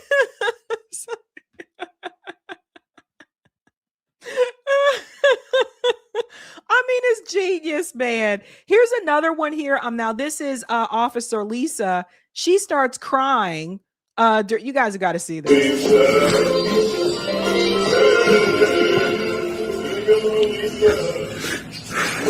She raided my house. She disconnected my camera. She went down on my spouse.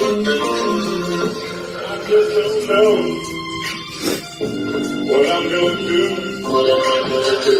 Y'all keep on laughing. She's gonna eat your wife's pussy.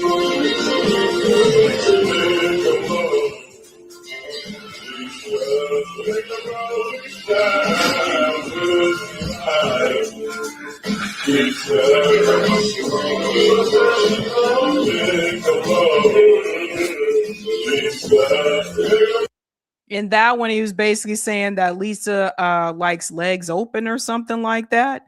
Like, it's just here's something he said here in the courtroom where he talks about his rights. What they did, searching your house, gave you the right to do everything you Under did. the circumstance that I got freedom of speech, after they run around my house with guns and kick down my door, I got the right to kick a can in my backyard, use my freedom of speech, turn my bad times into a good time. Yes, I do. And I think I'm a sport for doing so, because I don't go to their house, kick down their doors, flip them off on their surveillance cameras, then try to play the victim and sue them. You were at Lisa Phillips's deposition, correct? Yes, sir. In your lawyer's office. Yes, sir. Same office where you filmed part of that video last Friday. Yes, sir. And you saw how upset she was when she was answering your lawyer's questions about how this had affected her, right? Yes, yes, And you saw your attorney say, do we need to take a break? yes, And you saw her say, no, let's go on and get this over with. yes, sir. You saw all that. Yes. You knew she was upset. Just like she knew I was upset when she was standing in front of my kids with an AR-15 with her hand around the trigger ready to shoot me. Just like she knew I was upset when she cut my cameras. But I'm not a person, she is. So I'm sorry for being a victim. Let's talk about it. Right? So yeah, that's the thing. Like, they barged into his house, guns blazing, guys. Like, and they're like crying and upset about a song. Like, he could have been killed. Guys, this is taken off so much to the point that people want Afroman as president. Listen to what he said here. Afroman in the White House, I'm going to make it legal for you to have cannabis and your firearms at the same time.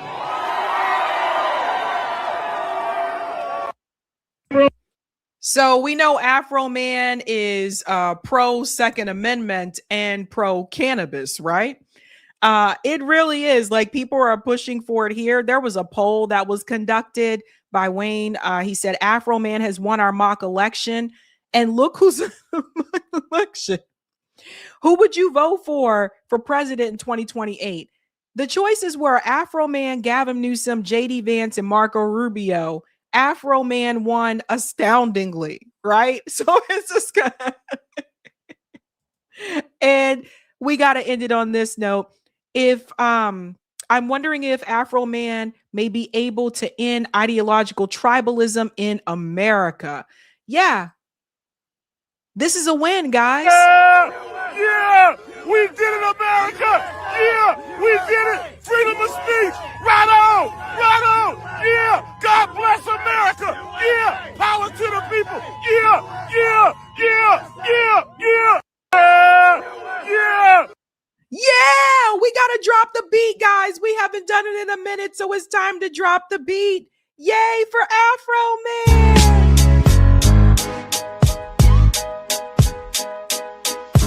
Drop the beat. Dance with me. Dance with me. Drop the beat. In the street. Woo! All right, ladies and gentlemen, every now and then we need a good story. I've had that song stuck in my head the past day or so. Randy Waters is a son of a bitch. Now it might be stuck in your head. Anyway, bravo, kudos for Afroman. Again, this is a good win for free speech, and it gives me hope. It really does. If he can win in a conservative town and the judge ruled in his favor, that gives me a renewed hope here. And who knows? Maybe Afroman can rebrand as a candidate after this. I don't know for sure, but it seems like a lot of people want him to get into political stuff there. But kudos to Afroman. Kudos to free speech. All right, that is it for me tonight, ladies and gentlemen. Eric is going to come on and he's going to close out the remainder of the show and read the rest of the super chats. All right. Wasn't Afroman running before? Yeah, he announced he was running before as like an independent. I want to say that was 2024. I'm not sure if he. Yeah, I remember that story. Yeah, I feel like I've covered like 3 or 4 Afroman stories on this show at some point. but yeah. We need Afroman. Yeah, that was a good one. All righty. Thanks, guys. Have a good night. Keep up the fight. All right. We're going to let Sabby go on her way with her Sunday here. And I'm going to get some of these super chats queued up. I guess I should say Eric T. Red here. There was, I noticed after I was on the last show, when I closed the last show, there was someone in the chat saying, who is this guy? So I'll introduce myself as Eric T. Red. The way I like to put it, is I help out with production and engineering here on the old Sabby show. And I also got a little project that I spearhead called 11 Demands that you can see the URL for here. There it is. And I always like to try to, a big thing with 11 Demands is to kind of connect the dots, but connect all the dots all the way up to the top. And I thought our guest earlier, Patrick Henningsen, I want to make sure I pronounce that right, is great. You check out Patrick, and we can see about having him on again. He was good stuff, and I really liked, I thought his takes were really good and where he was coming from. Like a lot of people, he sees what's going on and is independent enough to call it out and brave enough to call it out. The one thing I would say is then when we're calling these things out, whether it's and also with Mearshimer, it was really good. The one thing I would like to add to it would be to say, don't stop at Israel. Like when you're connecting the dots of how the system operates, how power operates, don't stop at Israel. Don't stop at AIPAC. Yes, these are, players in the game with a lot of power, way too much power, and they certainly illuminate what's going on with the corruption, the money in the system, and they certainly should be called out. But if you really want to understand what's happening, you have to keep going, keep connecting those dots to the top, right? It's at the very top of the system of power and money and resources are the billionaires, right? The billionaire class.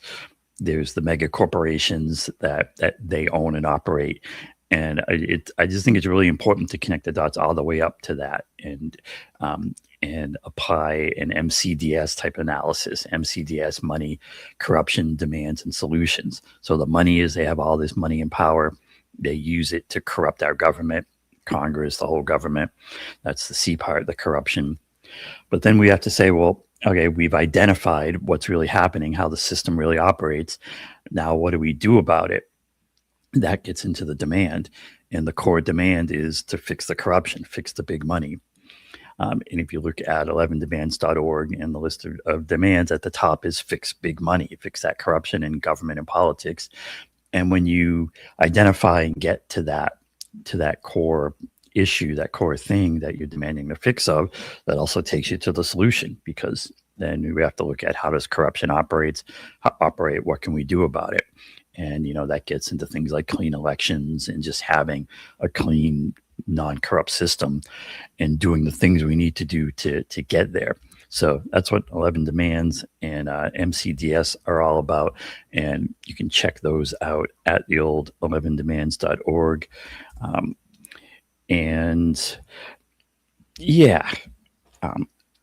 So let's look at some super chats.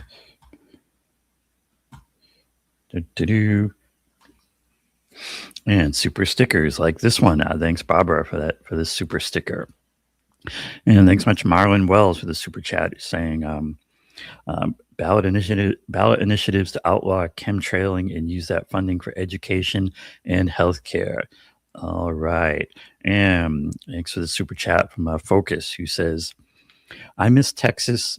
I bought a brand new house as a private in the Army, and my mortgage was only $800 a month. Yeah, I mean, that may be Texas. That may also be the times. When you go back 20 years, 40 years, it's just the economics are just a lot different. And when you go back, those decades ago, it was just a lot easier for working class people to have a good living, to have a good middle class life. And everything's become very unaffordable, really all over the country. Yes, you have these areas that are better and worse for affordability, but it's gotten bad everywhere. But you look at who's not hurting, right? Who's benefiting from all this in the system is that billionaire class. They are literally richer than ever. We had COVID come through, all kinds of people suffering, all kinds of issues and economic losses and whatnot during COVID. But who didn't lose money were the billionaires, right? They kept on chugging, kept on profiting. You look at, when we have economic recessions, Wall Street crashes, they always come out ahead because that's how the system works. That's how they inject their corrupt influence into the system to make sure the system always works in their favor. The government, the laws, it's all in their favor. It's up to us, the 99%, to have a real mass movement based on those clear demands that calls out the corruption. And if we can get that going, in a big way, then we can do something about it.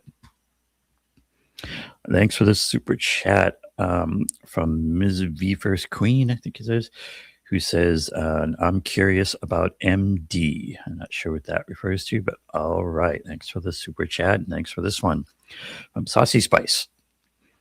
People saw the difference in real time between what they saw on social media concerning Gaza and idiotic mainstream media analysis that gave no context. Yeah, it was a big deal what's happened in Gaza. Of course, it was unbearably, unimaginably devastating for the people there, the Palestinians. But for all of us watching, I mean, it really even rises to the level of trauma if you really look hard at what happened in Gaza. That has its effect. And when the corporate media likes to act like it's not a big deal, or, hey, look at what's happening to the Israelis, and ignore and not center on what's happening in Gaza, then yeah, people are going to say, this is BS. And when they hear someone like Sabby, someone like Max Blumenthal and Aaron at Gray Zone, when they hear these kind of a real truthful, real media and real coverage, they say, okay, that makes sense. That fits in with what I'm seeing, happening. The reason corporate media is fake and is so ridiculous is because it's owned by that same billionaire interests. it's about interest. There's the interest of the billionaires, that top 0.1%, and there's the interest of the 99%. That billionaire class has purchased corporate media. And so they're not going to put people in charge and run corporate media who are going to say things that are against them. They're going to say things that are for them. That's why corporate media is so ridiculous. They're not operating in our interests. It's up to us to represent and get a government and a media that works in our that works in the interest of the 99%. Media, the media issue can be a little tricky because you're not going to. There's not like a direct approach to fixing the media. I really just tend to see all things as going back through government. The only way you're really going to fix corporate media is to fix the government, because the big problems in corporate media come from ownership issues. It comes from monopolization. It comes from not having a regulated media and allowing people like a Bezos to just buy a Washington Post and own all kinds of things.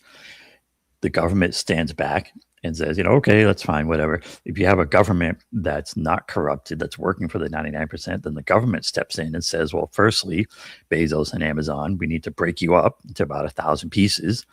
And when it comes to media ownership, we need to bring back those rules that we used to have about media ownership, conglomeration, fair representation, fair coverage of points of views and whatnot. But so my point in all that is that it always comes back to government. I know some people don't want to hear that or don't really want to view it in that way. We've been kind of trained to see government as this other but we need to start seeing government as ours, as what should be working for us. And if we get to that, then then we can start really making things change for the better. Thanks for the super sticker, Misty Haynes. Appreciate that. And thanks for this one as well, Marlon Wells. I think they receive foreign aid and buy politicians with it, with plenty left over to pay for healthcare and education. He's talking about Israel. And yeah, how that plays out. Thanks for this super chat, Focus, who says, I'm so glad people are finally waking up. Thanks, Focus. And yeah, we're working on it. And it's up to all of us to work on it. Thanks for the super chat, Justice by Karma. Listening to Sabby Sabs is like getting a soothing massage to my sense of morality that's badly needed to mitigate the stressful tensions from living in a divided society with a corrupt government. I hear you, Justice, and always be thinking also about what do we do about it, and how we can come together and fix it. Thanks for this super chat, Ismark. Who asked, does religion have a right to exist? It's a good question. And thanks for this one, Kenman, who says, Afroman has a right to exist. There you go. And thanks for this one, Marlon. Did Gaza have a right to exist? Because Palestine obviously didn't. Lebanon doesn't. Iran doesn't. Iraq didn't, etc. Yeah, I mean, these inconsistencies are really, not really, they're pretty easy to point out, and we should be pointing them out. It takes a big pile of money for the corporate media to ignore and paper over these obvious inconsistencies. Thanks for this one as well, Marlon. And Marlon says, Trump should cut aid to Israel and resign. Iran would stop firing immediately. The Strait would open up and Trump would be a hero. Okay, maybe not. Well, that gets to that point, right? Trump would be a hero to us and to the 99%, but he wouldn't be a hero to his real constituency, the billionaire class. And thanks for the super sticker, Kenman, who says, instead of gold, make pound cake the standard. There you go, the pound cake dollar. There you go. And thanks for this one, Dustin Descent, who says, thank you for another great show. Thank you. Appreciate that. And thanks for this super chat, Courtney, who says, now I got to go download this album. There you go, for the Afroman. And thanks for the super chat, Kevin Wayne, who says, yeah, thought Afroman sounded familiar. Yeah, talking about how Sabrina did a story on him before. We didn't get him on the show. We would have liked to and would still like to. So if Afroman or any Afroman representatives are out there, send us an email or get in touch, because I'd love to have Afroman on. That would be a good interview. And thanks for this super chat from Ray, who says, corporate media's purpose is distraction. Yep, that's a fair take. Distraction and just representing the interests of that billionaire class of that mega corporations. All right, I think we've about settled things down here for today. You can catch Sabby on live next on, if it's Sunday, the next show will be Tuesday at 7 p.m. Eastern. You can see what we have for you then. And always keep in mind the old 11 demands and what, it's about how we can come together, what we do about all this. Late arriving super chat from thanks for this one from List Check, who says in his super chat, "Are you Jewish?" Well, if that's directed at me, the answer is no. I don't happen to be Jewish, but I would say my point of view wouldn't really be affected one way or the other. But all right. So, like I said, Tuesday for the next live show. In the meantime, keep up with 11 Demands. Sign up for the 11 Demands Substack if you haven't already. It's really easy. If you go to the 11demands.org, there's a click right in there. It's these Substack articles. There's a number of I think they're good articles. They kind of, if you want to get into a little more detail, they're not long. They're pretty short articles, but you want to get into more of these concepts of how power operates, how a demands-based movement would work against that power, would work on getting real change. Check that all out there. And that's going to wrap us here. And thanks for watching. Thanks, everybody. And in the meantime, have a good night. Keep up that fight. We'll catch you next time. Thanks, everyone.